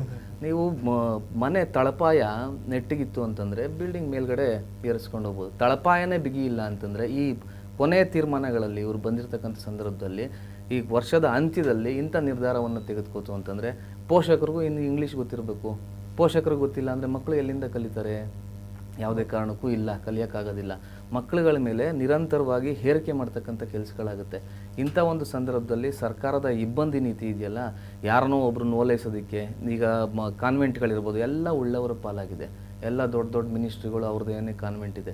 ಕನ್ನಡ ಕಲಿಕೆಗೆ ಈ ಒಂದು ನೀತಿನಲ್ಲಿ ದೌರ್ಜನ್ಯವನ್ನು ಮಾಡ್ತಕ್ಕಂಥ ಕೆಲಸಗಳನ್ನ ಮಾಡ್ತು ಅಂದರೆ ಮುಂದಿನ ದಿನಗಳಲ್ಲಿ ಕನ್ನಡ ಇಲ್ಲದೇ ಇರತಕ್ಕಂಥ ಕೆಲಸಗಳಾಗುತ್ತೆ. ಮಾಧ್ಯಮದಲ್ಲೇ ಈ ಮಟ್ಟಿಗೆ ಶಿಕ್ಷಣ ಮಾಧ್ಯಮದಲ್ಲೇ ಇಂಥ ಕೊರತೆ ಎತ್ಕಾಣ್ತು ಅಂದರೆ ಮುಂದಿನ ದಿನಗಳಲ್ಲಿ ಕನ್ನಡ ಅಳಿವು ಉಳಿವಿನ ಪ್ರಶ್ನೆ ಆಗುತ್ತೆ. ಇದಕ್ಕೋಸ್ಕರ ಎಷ್ಟು ಹೋರಾಟವನ್ನು ಮಾಡಿದ್ರು ಆವತ್ತಿನ ಕಾಲದಲ್ಲಿ ರಾಮಮೂರ್ತಿ ಇರ್ಬೋದು, ಆನಾ ಕೃಷ್ಣರಾಯರ್ ಇರ್ಬೋದು, ತಾರಾ ಸುಬ್ರಾ ಇರ್ಬೋದು, ಎಷ್ಟು ಹೋರಾಟವನ್ನು ಮಾಡಿದ್ರು ಕನ್ನಡವನ್ನು ಉಳಿಸೋದಕ್ಕೆ, ಕನ್ನಡ ಕಲಾವಿದರಿಗೆ ಕೆಲಸವನ್ನು ಕೊಡಿಸೋದಕ್ಕೆ. ನಮ್ಮ ರಾಜ್ಯದಲ್ಲಿ ಪರರಾಜ್ಯರ ಕಲಾವಿದರು ಕೆಲಸ ಕೊಡಬಾರ್ದು, ಅವ್ರಿಗೆ ಕೊಡಬೇಕು ಅಂದ್ಬಿಟ್ಟು ಎಷ್ಟು ಹೋರಾಟವನ್ನು ಮಾಡಿದ್ರು. ಮನೆ ಮಠ ಬಿಟ್ಟರು, ಎಷ್ಟೋ ಜನ ಟ್ರೈನ್ ಕೊಟ್ಬಿಟ್ಟು ತಲೆ ಕೊಟ್ಬಿಟ್ಟು ಸತ್ತೋದ್ರು. ಇವೆಲ್ಲದಕ್ಕೂ ಒಂದು ಇದೇ ಇಲ್ವಾ ಸರ್ಕಾರದ ಇದರಲ್ಲಿ? ಬೆಲೆನೇ ಇಲ್ವಾ? ಕನ್ನಡದ ಉಳಿವಿಗಾಗಿ ಸರ್ಕಾರ ಕೆಲಸಗಳನ್ನ ಮಾಡಬೇಕು. ಹೌದು, ಇಂಗ್ಲೀಷ್ ಬೇಕು, ನಾನು ಅದನ್ನ ಅಲ್ಲ ಅಂತ ಹೇಳೋದೇ ಇಲ್ಲ. ಹೈಯರ್ ಎಜುಕೇಷನ್ಗೆ ಇಂಗ್ಲೀಷ್ ಬೇಕು. ಇಂಗ್ಲೀಷ್ ಯಾವ ನಿಟ್ಟಿನಲ್ಲಿ ಬೇಕು ಅಂದ್ಬಿಟ್ಟು ಅಂತ ತಜ್ಞರ ಸಮಿತಿಯನ್ನು ಕೂತ್ಬಿಟ್ಟು ಇವರು ಮಾಡ್ತಕ್ಕಂಥ ಕೆಲಸಗಳನ್ನ ಮಾಡಬೇಕು. ಒಂದೇ ಸತಿ ಇವರು ಸರ್ಕಾರಿ ಇದರಲ್ಲಿ ನಾವು ಕನ್ನಡ ಶಾಲೆಗಳಲ್ಲಿ ಕನ್ನಡನ ಇದು ಮಾಡಿಬಿಡ್ತೀವಿ, ತೆಗೆದಾಕ್ಬಿಡ್ತೀವಿ ಅಂತಂದರೆ ಯಾವುದೇ ಕಾರಣಕ್ಕೂ ಇದಾಗೋದಿಲ್ಲ. ನಾವು ಯಾವುದೇ ಕಾರಣಕ್ಕೂ ಬಿಡೋದಿಲ್ಲ. ಇದನ್ನು ಮಕ್ಕಳುಗಳಿಗೆ ತೊಂದರೆ ಆಗುತ್ತೆ ಈ ಒಂದು ವಿಚಾರದಲ್ಲಿ ಅಂತ ನನ್ನ ಅಭಿಪ್ರಾಯ. ಓಕೆ, ಮಾತನಾಡ್ತೀನಿ. ಎಸ್, ಸ್ನೇಕ್ ಶ್ಯಾಮ್ ಅವರು, ನೀವು ಕೂಡ ದಿನನಿತ್ಯ ಸಾಕಷ್ಟು ಮಕ್ಕಳನ್ನು ನೋಡ್ತಾ ಇರ್ತೀರ. ಇತ್ತೀಚೆಗೆ ಒಂದು ಟ್ರೆಂಡ್ ಏನಪ್ಪ ಅಂದರೆ ಎಲ್ಲ ಪೋಷಕರಲ್ಲಿ ನಾವು ಕಲಿಯದಿದ್ದಂಥದ್ದನ್ನ ನಮ್ಮ ಮಕ್ಕಳಿಗೆ ಕೊಡಿಸ್ಬೇಕು, ನಮ್ಮ ಕೈಲಿ ಆಗದಿದ್ದಂಥದ್ದನ್ನ ಸಾಧನೆಯನ್ನು ಮಕ್ಕಳ ಮುಖಾಂತರ ಮಾಡಿಸ್ಬೇಕು ಅನ್ನೋ ಹೆಬ್ಬಯಕೆ ಎಲ್ಲ ಪೋಷಕರಲ್ಲಿ ಸಾಮಾನ್ಯವಾಗಿರುತ್ತೆ. ಆದರೆ ಇದಕ್ಕೆಲ್ಲ ಒಂದೆಡೆ ಕಾರಣ ಅನಿಸುತ್ತೆ. ಮಕ್ಕಳು ಬೇರೆ ಪ್ರೈವೇಟ್ ಇನ್ಸ್ಟಿಟ್ಯೂಷನ್ಸಲ್ಲಿ ಮಾತನಾಡೋ ಮಕ್ಕಳನ್ನು ನೋಡ್ತಾ ಇರ್ತೀವಿ, ಹರಳು ಹುರಿದಂತೆ ಇಂಗ್ಲೀಷನ್ನು ಮಾತನಾಡ್ತಾ ಇರ್ತೀವಿ. ಎಲ್ಲೋ ಒಂದು ರೀತಿ ಅಟ್ರಾಕ್ಟ್ ಆಗುತ್ತೆ. ಆಗುತ್ತೆ. ಫಂಕ್ಷನ್ಸ್ಗೆ ಹೋದಾಗಲೂ ಅಥವಾ ಏನೋ ಗ್ಯಾದರಿಂಗ್ ಹೋದಾಗ ಓ ಇವ್ ನನ್ನ ಮಗ ಅಂದಾಗ glad to meet you, nice meet you, ಈ ಥರ ಇಂಗ್ಲೀಷಲ್ಲಿ ಮಾತಾಡ್ಬಿಟ್ರೆ ಓ ಅವ್ರ ಮಗು ಮಾತಾಡ್ತಾನೆ, ನನ್ನ ಮಗನಿಗೆ ನಾನು ಕೂಡ ಸೇರಿಸಿದ್ರೆ ಒಂದಿಷ್ಟ ಆಗ್ತಿತ್ತು ಅಂತಾರೆ. ಆದರೆ ಅದೇ ಒಂದು ಏನಪ್ಪ ಆ ರೀತಿಯಾದಂಥ ವ್ಯವಸ್ಥೆಯನ್ನು ಸರ್ಕಾರನೇ ನಾವು ಕೊಡ್ತೀವಿ, ಕನ್ನಡ ಶಾಲೆಯಲ್ಲೇ ಮಕ್ಕಳಿಗೆ ಇಂಗ್ಲೀಷನ್ನು ಕಲಿಸ್ಕೊಡ್ತೀವಿ, ನಿಮ್ಮ ಮಕ್ಕಳು ಜ್ಞಾನವನ್ನು ಪಡೆದುಕೊಳ್ಳಿ ಅನ್ನೋದು ತಪ್ಪ. ಹಾಗಿದ್ರೆ ಇಂಗ್ಲೀಷ್ ಕೂಡ ಒಂದು ಜ್ಞಾನ ಅಂತ ಹೇಳಿದ್ರು ಮೇಡಮ್. ಅದೇ ರೀತಿಯಾಗಿ ಕನ್ನಡದ ಜೊತೆಗೆ ಇಂಗ್ಲೀಷನ್ನು ಕೂಡ ಬಳಕೆ ಮಾಡೋದ್ರಲ್ಲಿ ಏನು ತಪ್ಪಿದೆ ಹಾಗಿದ್ರೆ? ಯಾವ ಭಾಷೆ ಕಲಿಯೋದು ತಪ್ಪಿಲ್ಲ, ಎಲ್ಲ ಭಾಷೆನೂ ಬೇಕು. ಹೌದು, ದೇಶ ಸುತ್ತು ಕೋಶ ಓದು. ಇವತ್ತೇನಾಗುತ್ತೆ, ನಾನು ಸುಮಾರು ಕಡೆ ಹೋದಾಗ ನಾನು ಹಾವಿನ ಸಂರಕ್ಷಣೆಗೆ ಹೋದಾಗ ಎಲ್ಲ ಮಕ್ಕಳು ಮುತ್ಕೋತಾರೆ. ನಾನು ಕೇಳೋದು ಮಕ್ಕಳಿಗೆ, ನೀ ಯಾವ school? Akshaya school, Kautilya school, Saint Joseph school. ಎಲ್ಲ ಮಕ್ಕಳು ಹೇಳ್ತೇವೆ, 5 ಮಕ್ಕಳು ಹೇಳಲ್ಲ. ಯಾಕೆಂದ್ರೆ ಸರ್ಕಾರಿ ಶಾಲೆ ಅಂತ ಹೇಳ್ಕೊಳ್ಳೋಕೆ ಅವಮಾನ ಆಗುತ್ತೆ, ಕನ್ನಡ ಮೀಡಿಯಂ ಅಂತ ಆ ಖಿನ್ನತೆ ಕೊಟ್ಟೋಗ್ತೇವೆ ಮಕ್ಕಳು. ನಾನು ಅವ್ರಿಗೆ ಹೇಳೋದು, ಯಾಕೆ ನಾನು ಓದಿದ್ದು ಕನ್ನಡ ಮೀಡಿಯಮೇ, ಕನ್ನಡ ಸರ್ಕಾರಿ ಶಾಲೆಯಲ್ಲಿ ಓದು ಅಂತ ಏನು ಕಳಪೆ ಗುಣಮಟ್ಟ ಹೇಳ್ತಾ ಇದ್ದೀನಲ್ಲ, ಮಕ್ಕಳಿಗೆ ಆ ಥರ ಯಾವ ಥರ ಖಿನ್ನತೆಗೆ ಹೋಗಿದ್ದಾರೆ ಲೆಕ್ಕ ಹಾಕಿ. ಆ ಮಕ್ಕಳು ಇಂಗ್ಲೀಷಲ್ಲಿ ಮಾತಾಡ್ತಿರ್ತಾರೆ, ಈ ಮಕ್ಕಳು ಮಿಕ ಅಂತ ನೋಡ್ತಿರ್ತಾರೆ. ಹೌದು, ಇವತ್ತು ನೀವು ನಿಜವಾಗ್ಲೂ ಕನ್ನಡನೇ ಕೊಡಬೇಕು ಅಂತಿದ್ರೆ ಈ ಮೊಬೈಲ್ ಆ್ಯಪ್ಗಳನ್ನ ಫಸ್ಟ್ ಕನ್ನಡದಲ್ಲಿ ಬಿಡಿ, ಎಲ್ಲ ಇಂಗ್ಲೀಷಲ್ಲಿದೆ, ಟೈಪ್ ಮಾಡೋದೆಲ್ಲ ಮಾಡ್ತಾರೆ. ಎರಡನೇದು, ಕನ್ನಡ ಕಂಪ್ಯೂಟ್ರು ಕೀಬೋರ್ಡ್ ಕನ್ನಡದಲ್ಲಿ ಇದೆಯಾ? ಇಲ್ಲ. ಯಾಕೆ ಕೊಡಲಿಲ್ಲ? ಕೊಡಿ. ಆಯಿತು. ಡಿಗ್ರಿ ಕನ್ನಡದಲ್ಲಿ ಇದೆಯಾ? BA ಬಿಟ್ಟು ಯಾವುದಿದೆ? ಸೈನ್ಸ್ ಇದೆಯಾ? ಇಲ್ಲ. ಇಲ್ಲ. ನಾನೇ ಕನ್ನಡ ಮೀಡಿಯಮಲ್ಲಿ ಓದಿ ಒಂದು ಸ್ನೇಕ್ ಬುಕ್ನ ತಗೊಂಡಾಗ ವ್ಯಾನಮ್ ಅಂದರೆ ಗೊತ್ತಿರಲಿಲ್ಲ, ಬ್ಲ್ಯಾಕ್ ಔಟ್ ಅಂದರೆ ಗೊತ್ತಿರಲಿಲ್ಲ. ಅದನ್ನು ತಿಳ್ಕೊಳ್ಳೋಕ್ಕೆ ನಿಮ್ಮಂಥವ್ರ ಹತ್ರ ಹೋಗಿದ್ದೆ, ವ್ಯಾನಮ್ ಅಂತ ಕನ್ನಡದಲ್ಲಿ ಬರ್ಕೊಂಡು ಅದನ್ನು ಪ್ರೋಟೀನ್ ಅಂತ ಬರ್ಕೊಂಡಿದ್ದೆ. ಎಷ್ಟು ಆಭಾಸ ಆಗುತ್ತೆ ಅಂದರೆ, ನಾವು ಓದಿದ ಕನ್ನಡ ಮೀಡಿಯಮ್ಮೇ. ಕೆಲವು ಟೈಮು ಎಲ್ಲ ಇಂಗ್ಲೀಷ್ ಮಾತಾಡುವಾಗ ನಾವು ಒಬ್ಬನೇ ಕನ್ನಡದಲ್ಲಿ ಮಾತಾಡ್ತಿದ್ರೆ ನಮಗೆ ಮಂಗಾಗ್ಬಿಡ್ತೀವಿ ನಾವು. ಇಂಗ್ಲೀಷ್ ಮಾತಾಡೋದು ಫ್ಯಾಷನ್ ಅಲ್ಲ, ಕೆಲವ್ರಿಗೆ ಫ್ಯಾಷನ್ ಇರ್ಬೋದು, ಕೆಲವು ಕಡೆ ಅದು ಬೇಕು. ನೋಡಿ, ಇವತ್ತು ಜಪಾನಲ್ಲಿ ಯಾವ ಲ್ಯಾಂಗ್ವೇಜ್ ಇದೆ? ಇಂಗ್ಲೀಷ್ ಇದೆಯಾ? ಅಲ್ಲೇ ಇಲ್ಲ. Regional language. ಚೈನಾದಲ್ಲಿ ಇದೆಯಾ? ಇಲ್ಲ. ಫ್ರೆಂಚಲ್ಲಿ ಇದೆಯಾ? ಡಚ್ಚಲ್ಲಿ ಇದೆಯಾ? ಅವರು ಪ್ರಾಥಮಿಕ ಶಿಕ್ಷಣದಿಂದ ಫುಲ್ ಕನ್ನಡ ಕೊಟ್ಟು ಬಂದ್ಬಿಟ್ರು, ಇಂಗ್ಲೀಷ್ ಹತ್ರನೂ ಸೇರಿಸಲಿಲ್ಲ. ಅವ್ರ ಲ್ಯಾಂಗ್ವೇಜ್ ಎಲ್ಲ ಡಿಗ್ರಿ ಅವ್ರ ಲ್ಯಾಂಗ್ವೇಜ್ ಎಲ್ಲ ಮಾಡಿ ಆ ಥರ ಮಾಡಿ ಫುಲ್ ಮಾಡಂಗಿದ್ರ ನೀವ್ಯಾಕೆ ಇಂಗ್ಲೀಷು ಕನ್ನಡ ಬೈಫರ್ಕೆ? ತಮಿಳ್ನಾಡಲ್ಲಿ ಫುಲ್ ತಮಿಳೇ, ಆಂಧ್ರದಲ್ಲಿ ಫುಲ್ ತೆಲುಗೆ. ಡಿಗ್ರಿ ತಗೋತೀರ, ಅಲ್ಲಿ ತಮಿಳೇ ಇರೋದಲ್ಲಿ. ಕರ್ನಾಟಕದಲ್ಲಿ ಮತ್ತೆ ಯಾಕಿಲ್ಲ? ಫಸ್ಟು ನೀವು ಇದು ಮಾಡಬೇಕು ಅಂತೀರಿ, ಫುಲ್ ಕನ್ನಡ ಮಾಡಬೇಕು ಅಂತಿದ್ರೆ ಶಿಶುವಾರದಿಂದ ಹಿಡಿದು ಇಂಜಿನಿಯರ್ ತನಕ ಕನ್ನಡ ಸಿಲೆಬಸ್ ಕೊಡಿ, ಕನ್ನಡದಲ್ಲಿ ಕೊಡಿ. BA ಒಂದೇ ಅಲ್ಲ, ಸೈನ್ಸು ಕಾಮರ್ಸು ಎಲ್ಲ ಕೊಡಿ ನೋಡೋಣ. ಕಂಪ್ಯೂಟರ್ ಕೀಬೋರ್ಡೇ ಇಲ್ಲ ಕನ್ನಡದಲ್ಲಿ, ನುಡಿಗೆ ಹೋಗ್ಬಿಟ್ಟು ಒತ್ತಬೇಕು. ಹೌದು, ನಮಸ್ಕಾರ ಅಂತದಾಗಿ NAMASKRA ಒತ್ಬೇಕಲ್ಲಿ. ಮೊಬೈಲಲ್ಲಿದೆ ಬಿಡಿ, ಕೊಡಿ, ಅದು ಅಲ್ಲಿಂದ ಕೊಡಿ. ಇವತ್ತು ಯಾವ ಥರ ಆಗಿದೆ ಅಂದರೆ ನೋಡಿ ಸರ್, ಇವತ್ತು ಕೂಲಿ ಮಾಡೋರ ಮಕ್ಕಳು ಇಂಗ್ಲೀಷ್ ಕಲಿಬೇಕು ಅಂತ ಅವ್ರ ಆಸೆ. ಗಂಡ ಹೆಂಡತಿ ಇಬ್ಬರು ನನ್ನ ಮಕ್ಕಳನ್ನ ಕಾನ್ವೆಂಟ್ಗೆ ಹಾಕಬೇಕು, ಯಾಕೆ ದೊಡ್ಡವ್ರು ಮಾತ್ರ ಕಾನ್ವೆಂಟಲ್ಲಿ ಓದಬೇಕಾ, ನನ್ನ ಮಕ್ಕಳು ಓದಬೇಕು ಅಂತ ಅವ್ರಿಗೂ ಆಸೆ ಇರುತ್ತೆ. ಅವ್ರ ಮಕ್ಕಳು ಎಲ್ಲ ರೀತಿ ಬೆರಿಬೇಕು ಅಂತ ಆಸೆ ಆಗುತ್ತೆ. ಒಂದು ಸಮದಲ್ಲಿ ಹೋಗಬೇಕು, ಎಲ್ಲ ಸಮವಾಗಿರ್ಬೇಕು. ಇವತ್ತು ನಾವು ಅದಕ್ಕೆ ಯಾವುದೋ ಒಂದು ಮಗುಗೆ ಈಗ ನಾವು ಹೋರಾಟ ಮಾಡಿದ್ವಿ, ಕನ್ನಡನೇ ಬೇಕು, ಯಾಕೆ ನಮ್ಮ ಲ್ಯಾಂಗ್ವೇಜ್ ನಾವು ಬಿಡೋಕ್ಕಾಗಲ್ಲ, ನಮ್ಮ ಮಾತೃಭಾಷೆ ಬೇಕೇ ಬೇಕು. ನಾನು ಹೇಳೋದೇನೆಂದರೆ, ನೀವು ಇಂಗ್ಲೀಷ್ನ ಪರಿಚಯ ಮಾಡಿಕೊಡ್ತಿದ್ದೀರ, ಬೇಜಾರಿಲ್ಲ. ಕನ್ನಡವನ್ನು ಬಿಡಬೇಡಿ, ಕನ್ನಡವನ್ನು ಬಿಡಬೇಡಿ. 1ರಿಂದ 5ನೇ ಕ್ಲಾಸ್ ತನಕ ನೀವು ಏನು ಕನ್ನಡದಲ್ಲಿ ಮಾತಾಡ್ತಿದ್ದೀರಾ, ಅವಾಗಿಂದ ಮಕ್ಳಿಗೆ ಜೊತೆಲಿ ಇಂಗ್ಲೀಷ್ ಹೇಳ್ಕೊಡ್ತಾ ಬನ್ನಿ. ಕನ್ನಡನೂ ಇರಬೇಕು, ಇಂಗ್ಲೀಷ್ನು ಜೊತೆ ಭಾಷಾ ಜ್ಞಾನ ಇರಬೇಕು. ಈಗ ಎಷ್ಟೋ ಮಕ್ಕಳಿಗೆ 5ನೇ ಕ್ಲಾಸ್ 7ನೇ ಕ್ಲಾಸ್ ಮಕ್ಕಳಿಗೆ ಕನ್ನಡ ಮೀಡಿಯಂ ಓದ್ತಿರೋ ಮಕ್ಕಳಿಗೆ PUT ಪುಟ್ ಅಂದರೆ CUT ಕುಟ್ ಅಂತವೆ, ಕಟ್ ಅನ್ನಕ್ಕೆ ಬರಲ್ಲ. ದೇ ಡೋಂಟ್ ನೋ, ನಾವು ಹೇಳ್ಕೊಡ್ತಿಲ್ಲ. ಆಮೇಲೆ ಇನ್ನೊಂದು ಖಿನ್ನತೆ, ನಿಂಗೇನು ಗೊತ್ತಾ, ನಿಂಗೆ ಎಸ್ ಎಲ್ಲಿ ಹೇಳ್ಕೊಟ್ರು ನಿಂಗೆ ಇಂಗ್ಲೀಷ್ ಮೇಲೆ ಕೂತ್ಕೊಂಡ್ಬಿಡ್ತೀವಿ. ಆ ಮಗು ನೆಕ್ಸ್ಟ್ ಕೇಳೋಕ್ಕೆ ಹೋಗಲ್ಲ, ಹೆದರು ಕೊಡುತ್ತೆ. ಸೊ ಬೆರಿಯಲ್ಲ, ಡಿವೈಡ್ ಆಗುತ್ತೆ. ನೋಡಿ, ನೀವು ಯಾವುದೋ ಒಂದು ಸನ್ನಿವೇಶಕ್ಕೆ ಹೋಗಿ ಸ್ಕೂಲ್ಗಳಲ್ಲಿ ಯಾವುದೋ ಒಂದು ಫಂಕ್ಷನ್ ಮಾಡಿದಾಗ ಎಲ್ಲ ಸ್ಕೂಲ್ ಮಕ್ಕಳು ಸೇರಿದಾಗ ನೋಡಿ, ಇಂಗ್ಲೀಷ್ ಮೀಡಿಯಂ ಮಕ್ಕಳೇ ಒಂದು ಕಡೆ ಇರ್ತಾರೆ, ಕನ್ನಡ ಮೀಡಿಯಂ ಮಕ್ಕಳೇ ಒಂದು ಕಡೆ ಇರ್ತಾರೆ. ಅವರಿಬ್ಬರು ಬೆರೆಯೋದಿಲ್ಲ. ಈಗ ನನಗೇನೆ ಎಷ್ಟೋ ಸಲ ಏನನ್ನ ಕೇಳ್ಬೇಕಾದ್ರೆ ಅವ್ರು ಏನು ಇಂಗ್ಲೀಷಲ್ಲಿ ಹೇಳ್ತೀನಿ, ಪಕ್ಕದವ್ರು ಕೇಳ್ತೀನಿ, ಏನು ಹೇಳ್ತೀರಾ ಹೇಳಿ ಕನ್ನಡದಲ್ಲಿ ಹೇಳ್ತೀನಿ. ಏನೋ ಓದಿಲ್ಲ, ಕೆಲವು ಶಬ್ದಗಳು ನನಗೆ ಗೊತ್ತಿಲ್ಲ. ತಿಳ್ಕೊಳ್ಳೋಕೆ ಇಂಗ್ಲೀಷ್ ಬೇಕೇ ಬೇಕು, ಆದರೆ ಮಾತೃಭಾಷೆ ಬಿಡೋಕ್ಕಾಗಲ್ಲ. ಇವತ್ತು ನೋಡಿ ಸರ್, ಇವೆಲ್ಲ ಮಾಡ್ತೀವಿ ಕನ್ನಡದಲ್ಲಿ ಅಂದರೆ ಮೊಬೈಲ್ ಆ್ಯಪಿಂದ ಹಿಡಿದು ಕೀಬೋರ್ಡಿಂದ ಹಿಡಿದು ಪ್ರತಿಯೊಂದು. ಶಿಶುವಾರದಿಂದ ಹಿಡಿದು ಇಂಜಿನಿಯರ್ ತನಕ ಎಲ್ಲ ಕನ್ನಡದಲ್ಲೇ ಮಾಡಿ, ಕನ್ನಡ ಮಾಧ್ಯಮದಲ್ಲಿ ನಾವು ಕನ್ನಡ ಮಾಧ್ಯಮದಲ್ಲಿ ಮಾಡಿದವ್ರಿಗೆ ನಮ್ಮ ಕರ್ನಾಟಕದಲ್ಲಿ ಕೆಲಸ ಕೊಡೋದು ಅಂತ ಮಾಡಿ. ಯಾಕಾಗಲ್ಲ? ಇತಿಹಾಸ ಇರ್ತಕ್ಕಂಥ ಭಾಷೆ ಕನ್ನಡ. ಅದಾದಮೇಲೆ ನಮ್ಮ ದೇಶಕ್ಕೆ ಹೊಕ್ಕೋತು ಇಂಗ್ಲೀಷು. ಆ ಹೊಕ್ಕೊಂಡಿದ್ದು ಡಿವೈಡೆಡ್ ರೂಲ್ ಪಾಲಿಸಿ ಮಾಡಿಬಿಟ್ಟು ಎಲ್ಲರ ತಲೆಯಲ್ಲೂ ಹುಳ ಬಿಟ್ರು. ಅದೇನಾಗೋಯ್ತು ಅಂದ್ರೆ ಈಗ ನಮ್ಮ ಭಾಷೆನೇ ನುಂಗ್ತಾ ಇದೆ, ಅದು ನಮ್ಮ ಭಾಷೆನೇ ನುಂಗ್ತಾ ಇದೆ. ಆದರೆ ನಾವು ಏನು ಮಾಡೋಕ್ಕಾಗಲ್ಲ, ಅದಕ್ಕೆ ನಾವು ಹೊಂದ್ಕೊಂಡ್ಬಿಟ್ಟಿದ್ದೀವಿ. ಇಂಗ್ಲೀಷ್ ಮಾತಾಡಿದ್ರೆ ನಮಗೆಲ್ಲ ಅಂತ. ಇವತ್ತು ಯಾರನ್ನೇ ನೋಡಿ, ಇವತ್ತು ಯಾವುದೇ ಒಂದು ಮಾಧ್ಯಮದಲ್ಲಿ ನೋಡಿ, ನಿಮಗೆ ನಾನೇ ಆಗಲಿ 100 ಪದ ಬಳಸಿದ್ರಲ್ಲಿ 50 ಪದ ನಾನು ಆಂಗ್ಲವನ್ನು ಬಳಸಿದ್ದೆ. ಹೌದು, ಕಂಗ್ಲೀಷ್ ಆಗ್ಬಿಟ್ಟಿದೆ. ಇತ್ಲ ಕನ್ನಡನೂ ಇಲ್ಲ, ಇತ್ಲಾಗ ಇಂಗ್ಲೀಷ್ ಮಧ್ಯೆ ಎರಡು ಸೇರಿಸಿ ಮಾತಾಡೋದು. ಸೊ ನಾನು ಹೇಳೋದು, ಮಕ್ಕಳಿಗೆ ಭಾಷೆ ಹೇಳ್ಕೊಡೋದ್ರಿಂದ ಏನು ತಪ್ಪಿಲ್ಲ, ತಿಳುವಳಿಕೆ ಕೊಡಲೇಬೇಕು. ಹಾಗಂತ ನನ್ನ ಭಾಷೆ ನಾನು ಬಿಟ್ಕೊಡಕ್ಕಾಗತ್ತ? ಸಂಪೂರ್ಣವಾಗಿ ಭಾಷಾಂತರ ಮಾಡೋದೇ ಬೇಡ ಅಂತ ನನ್ನ ತಾಯಿನೇ ಚಿಕ್ಕಮ್ಮ ದೊಡ್ಡಮ್ಮ ಅತ್ತೆ ಅವರೆಲ್ಲ ಬೇರೆ ಬೇರೆ. ಅವ್ರು ಆಮೇಲೆ ತಾಯಿ, ನನ್ನ ಹೆತ್ತ ತಾಯಿ, ಊಟ ಕೊಡ್ತಾಯಿ, ನನ್ನ ಜನ್ಮ ಕೊಡ್ತಾಯಿ. ನನ್ನ ಭಾಷೆ ನನಗೆ ಬೇಕು, ಆದರೆ ಇದನ್ನು ಕಲಿಬೇಕು. ಎಲ್ಲ ಲ್ಯಾಂಗ್ವೇಜು ಕಲಿಬೇಕು, ಎಲ್ಲ ಭಾಷೆನೂ ಕಲಿಬೇಕು. ಮಾತನಾಡ್ತೀನಿ. ಎಸ್ ಮೇಡಮ್, ನಿಮ್ಗೆ ಅನಿಸುತ್ತೆ ಒಂದು ಇದಕ್ಕೆ ಕೊಟ್ಟಿರುವಂಥ ರೀಸನ್ ಅಂತ ಹೇಳಿದ್ರೆ, ಕನ್ನಡ ಶಾಲೆಗಳಲ್ಲಿ ಕಡಿಮೆ ಆಗ್ತಾ ಇರುವಂಥ ಹಾಜರಾತಿ ಸಂಖ್ಯೆನೇ ಇದಕ್ಕೆ ಒಂದು ರೀತಿಯಾಗಿ ನಮ್ಮನ್ನು ಉತ್ತೇಜಿಸಿದೆ ಅಂತ ರಾಜ್ಯ ಸರ್ಕಾರ ಹೇಳಿದೆ. ಹಾಗಿದ್ರೆ ಕನ್ನಡ ಶಾಲೆಗಳಲ್ಲಿ ಈ ರೀತಿ ಸರ್ಕಾರಿ ಶಾಲೆಗಳಲ್ಲಿ ಇಂಗ್ಲಿಷ್ ಮಯವನ್ನ ಮಾಡಿದ್ರೆ ಹಾಜರಾತಿ ಕೊರತೆ ಕಡಿಮೆ ಆಗುತ್ತೆ. ಇದು ನಿಜವಾಗ್ಲೂ ಒಂದು ರೀಸನ್ ಹಾಗಿದ್ರೆ? ಇದನ್ನ ಖಂಡಿತ ನಾನು ಒಪ್ಕೊಳ್ಳೋದೇ ಇಲ್ಲ. ಯಾಕಂದ್ರೆ ಈಗ ನಮ್ಮ ಕರ್ನಾಟಕದಲ್ಲೇನೆ ನಾವು ಉಡುಪಿ, ಮಂಗಳೂರು ಅಥವಾ ಏನು ಕೋಸ್ಟಲ್ ಬೆಲ್ಟಲ್ಲಿ ಹೋಗಿ ನೋಡಿದ್ರೆ ಅಲ್ಲಿ ನಮ್ಮ ಏನು ಪ್ರೈವೇಟ್ ಸ್ಕೂಲ್ಗಳಿದೆ ಅಲ್ಲಿಗಿಂತ ಹೆಚ್ಚು ಡಿಮ್ಯಾಂಡ್ ಇರೋದು ಸರ್ಕಾರಿ ಶಾಲೆಗಳಲ್ಲಿ ಸೀಟ್ ಪಡ್ಕೊಳ್ಳೋದಕ್ಕೆ. ಯಾಕೆ? ಅಲ್ಲಿ ಕನ್ನಡ ಮಾಧ್ಯಮಕ್ಕೂ ಅಥವಾ ಮೈಸೂರು ಬೆಂಗಳೂರು ಕನ್ನಡ ಮಾಧ್ಯಮಕ್ಕೂ ಏನು ವ್ಯತ್ಯಾಸ? ಅದೇ ಸ್ಟೇಟ್ ಗವರ್ಮೆಂಟ್ ಎಲ್ಲ ಇದೆ. ಕೊರತೆ ಎಲ್ಲಾಗಿರೋದು ಕನ್ನಡ ಮಾತಾಡೋದ್ರಿಂದ ಮಕ್ಕಳು ಬರ್ತಾ ಇಲ್ಲ ಅಥವಾ ಕನ್ನಡ ಮಾಧ್ಯಮದಿಂದ ಬರ್ತಾ ಇಲ್ಲ ಅಲ್ಲ, ಅಲ್ಲಿ ಗುಣಮಟ್ಟದ ಕೊರತೆ ಇದೆ. ವಿದ್ಯಾರ್ಥಿಗಳಲ್ಲಿ ನಾವು ಮೋಟಿವೇಟ್ ಮಾಡಿ ಕನ್ನಡದಲ್ಲೇ. ನಾನು ಒಂದು ಪ್ರಶ್ನೆ ಕೇಳ್ತೀನಿ, ನಾವು ಕನ್ನಡ ಬೇಕು ನಿಜ, ನನಗೆ ಬಹಳ ಬೇಜಾರಾಗೋದು, ನಾವು ನವೆಂಬರ್ 1 ತಿಂಗಳಲ್ಲಿ ಏನು ಕನ್ನಡನ ಅಷ್ಟು ನಾವು ಪ್ರೀತಿಸ್ತೀವಿ ಅಂತ ಹೇಳ್ತೀವಲ್ಲ, ಎಷ್ಟು ಜನಕ್ಕೆ ಕನ್ನಡವನ್ನು ಸ್ಪಷ್ಟವಾಗಿ ಉಚ್ಚಾರಣೆ ತಪ್ಪಿಲ್ಲದೆ ಮಾತಾಡೋದಕ್ಕೆ ಬರುತ್ತೆ? ನಾವು ಕನ್ನಡನೂ ಸರಿಯಾಗಿ ಕಲಿಸ್ಕೊಡ್ತಾ ಇಲ್ಲ. ನಾನು ಇಂಗ್ಲೀಷ್ ಮೀಡಿಯಂ ಸ್ಕೂಲ್ ಆಗಲಿ ಕನ್ನಡ ಮೀಡಿಯಂ ಸ್ಕೂಲ್ ಆಗಲಿ ಭಾಷೆಗೆ ಬೇಕಾದಂಥ ಯಾವುದೇ ರೀತಿಯಾದಂಥ ಅದಕ್ಕೆ ಒಂದು ಸ್ಯಾಂಕ್ಟಿಟಿ ಇರುತ್ತೆ. ನಾನು ಗಣಿತನ ಕಲಿಸ್ಕೊಟ್ಟ ಹಾಗೆ ಒಂದು ಭಾಷೆನ ಕಲಿಸ್ಕೊಡೋಕ್ಕಾಗಲ್ಲ. ಖಂಡಿತ ವಿದ್ಯಾರ್ಥಿಗಳಲ್ಲಿ ನಾವು ಭಾಷೆಯನ್ನು ಕಲಿಸ್ಕೊಟ್ರೆ, ಮತ್ತು ಈಗ ಸ್ನೇಕ್ ಶ್ಯಾಮ್ ಅವ್ರು ಹೇಳಿದಾಗೆ ಒಂದು ವಿಷಯ ಹೇಳೋಕ್ಕೆ ಇಷ್ಟಪಡ್ತೀನಿ. ಈಗ ನನ್ನ ಮಾತೃಭಾಷೆ ಕನ್ನಡ, ನಾನು ಇಂಗ್ಲೀಷನ್ನು ಚೆನ್ನಾಗಿ ಕಲ್ತಿದ್ದೀನಿ, ನಿರರ್ಗಳವಾಗಿ ಮಾತಾಡಬಲ್ಲೆ.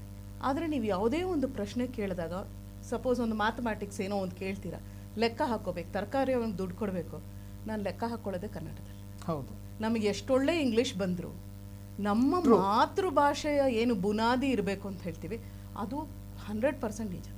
ಈಗ ಮಕ್ಕಳು ಯಾವುದೇ ಭಾಷೆ ಕಲಿಬೇಕಾದ್ರೆ ಅವರು ಅವ್ರ ಮಾತೃಭಾಷೆಯಿಂದಲೇ ಕಲಿಯಕ್ಕೆ ಸಾಧ್ಯ. ಫೌಂಡೇಶನ್ ಗಟ್ಟಿಯಾಗಿದ್ದಂಥ ಸಂದರ್ಭದಲ್ಲಿ ಬಿಲ್ಡಿಂಗ್ ಕೂಡ ಗಟ್ಟಿಯಾಗಿ ನಿಲ್ಲುತ್ತೆ. ಬೇಕೇ ಬೇಕು. ಮತ್ತೆ ನಾವು ಕರ್ನಾಟಕದಲ್ಲಿ ಕನ್ನಡ ಇಲ್ಲದೇನೂ ಬದುಕೋಕ್ಕಾಗಲ್ಲ. ಹಾಗಂತ ಇಂಗ್ಲೀಷ್ ಇಲ್ಲದೆ ಇವತ್ತು ನಮ್ಮ ಮಕ್ಕಳೇನು, ನಾನು ಯಾಕೆ ಇಂಗ್ಲೀಷ್ ಬೇಕು ನಮ್ಮ ಸರ್ಕಾರಿ ವಿದ್ಯಾರ್ಥಿಗಳಿಗೆ ಅಂತ ಹೇಳ್ತೀನಿ ಅಂತಂದರೆ, ಸರ್ಕಾರಿ ಶಾಲೆಯಲ್ಲಿ ಓದುವಂಥ ವಿದ್ಯಾರ್ಥಿಗಳು ನಮ್ಮ ಈಗ 2025 India will be the youngest nation in the world.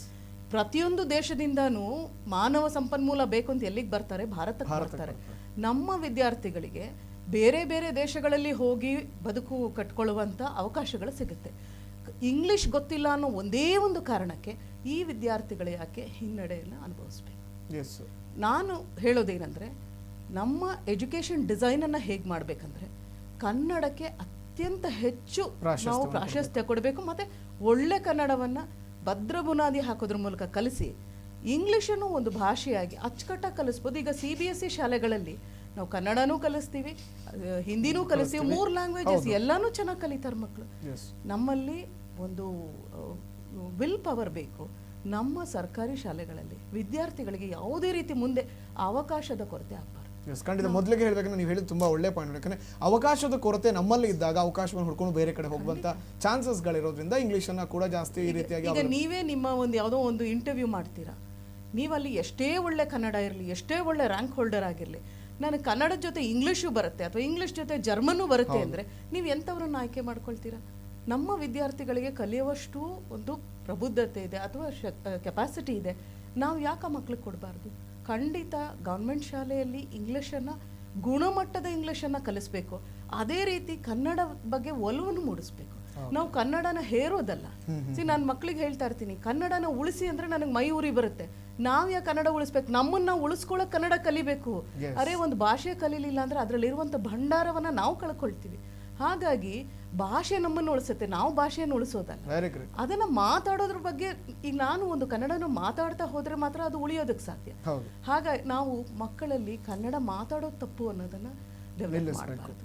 ನೀನು ಕನ್ನಡ ಅಚ್ಚುಕಟ್ಟಾಗಿ ಮಾತಾಡು, ನೀವು ಒಳ್ಳೆ ಕನ್ನಡ ಮಾತಾಡು.